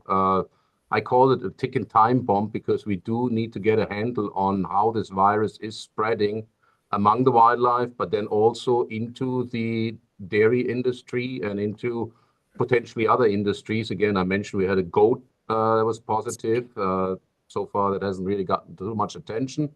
And so we considered an emerging issue, and so we did feel it fit very well with the emerging issue grant initiative. All right. Ms. Albrecht. Thank you, Madam Chair. I have a couple questions, but I would note to begin with that Commissioner Reese has left the meeting, and I believe if he were here, he would be very strongly making the case that avian flu is an emergent issue. He has been ringing the bell on this for some time with this commission, and I see it as an important issue to move forward on. So a couple questions for staff. One is, how much is in the emerging issues account for this year? And if we don't, it's appropriated for this year. We don't appropriate it now, will it carry over? And then if so, or if not, how much will next year have for the emerging issues account? Thank you. Director Nash, you want to answer that? Great. So we currently have a total of $1.453 million in the emerging issues account. 382,000 of that expires in 2026, and 1.071 million of that expires in 2027, and they do not carry forward. Those are already, I mean, we could come up with some language to carry them forward, to extend them, but those are already appropriated. That's already in law. It would take an act of legislature to change those expiration dates. We, in the current recommendations, do you have that up? I think it's north of $2 million. Yep, you've got it at the top there. 2.697 is in the current recommendations. Those would come online July 1st. Thank you, Madam Chair. Thank you, Ms. Nash. So I think the point is that the funds are available, they've been appropriated, and then additional funds will replenish this emerging issues account very soon. And so are there any other emerging issue applications that you have received or that you've been noticed will be coming? Ms. Nash. Director Nash. Madam Chair, we have had one inquiry, but no other proposals that have been received. Thank you. So my point is, I think that we should have timely action on this, and I think we should approve it today. All right. Commissioner Moore, do you want to restate your motion? Yeah, I would like to make a motion to approve this proposal as written. Okay. Thank you very much. Any more comments? Madam Chair. Yes. Oh, hi, you're back. You want to take charge? Sure. That's the original language, including allowing staff to work on this project. To approve the work plan, correct. Commissioner Moore, you want to include that in your motion? Yes, absolutely. All right, we are ready for a vote. Diane? Has the number changed? Gibson, Yes. Gibson, yes. Hanson. Her, Yes. yes. Acomb, Yes. Acomb, yes. Albrecht, Yes. Albrecht, yes. Backer, Becker, yes. Backer, yes. Faber, Faber, yes. Faber, yes. Green is excused. Heinzman, Yes. Heinzman, yes. Hollins, Collins, yes. Hollins, yes. Langseth is excused. McEwen, McEwen, yes. McEwen, yes. Moore, Or yes. Moore, yes. Peichel, Michael, yes. Peichel, yes. Putnam is excused. Reese is excused. Westrom, Westrom, no. Westrom, no. Currently, there are 11 yes and Representative one. Hanson is back on. Thank you. Hanson, Yes. Hanson, Hanson, yes. Currently, there are 12 yes, 1 no. Right. It passes, the project passes. And just want to thank you very much, Dr. Wenschen, for making the proposal. All right. Thank you very much. Senator Herr, do you want to take charge now? Oh, okay, sure. Let's see. Is there other business? Yeah, so, Chair Herr, I think we can go ahead and skip agenda item 9. We can save that for another date, and then for other business, but we are planning on canceling the December 4th meeting, so that our next meeting would instead be December 11th. And we are hoping to have an afternoon meeting on December 11th. So we will send out an RSVP request from you to get your availability for that. And I think that's all I need to say, Senator Herr, and there's no public testimony today. Okay, well, thank you very much. Thank you, everyone. And also thank you, Chair Gibson, for taking the gavel for roughly 15 minutes over the avian flu here. And so happy to do thank it. you, everyone, for being patient. We didn't do so bad after all. You know, we're 30 minutes past our target time, but that's good enough. And it's also good for me to, before I close this meeting, any comments, no filibuster, excuse me, but anything from members at all before we adjourn?